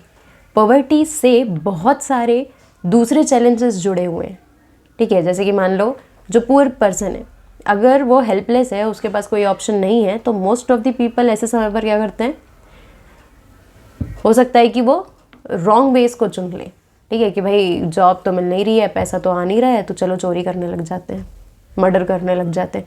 तो बेसिकली लैक ऑफ रिसोर्सेज जो हैं और लैक ऑफ प्रॉपर नॉलेज, ये दोनों चीज़ें बहुत सारे नए नए चैलेंजेस को जन्म देती हैं, जिससे सोसाइटी को लड़ना डिफ़िकल्ट हो जाता है, राइट। बिगर टास्क है हमारे पास। गेटिंग।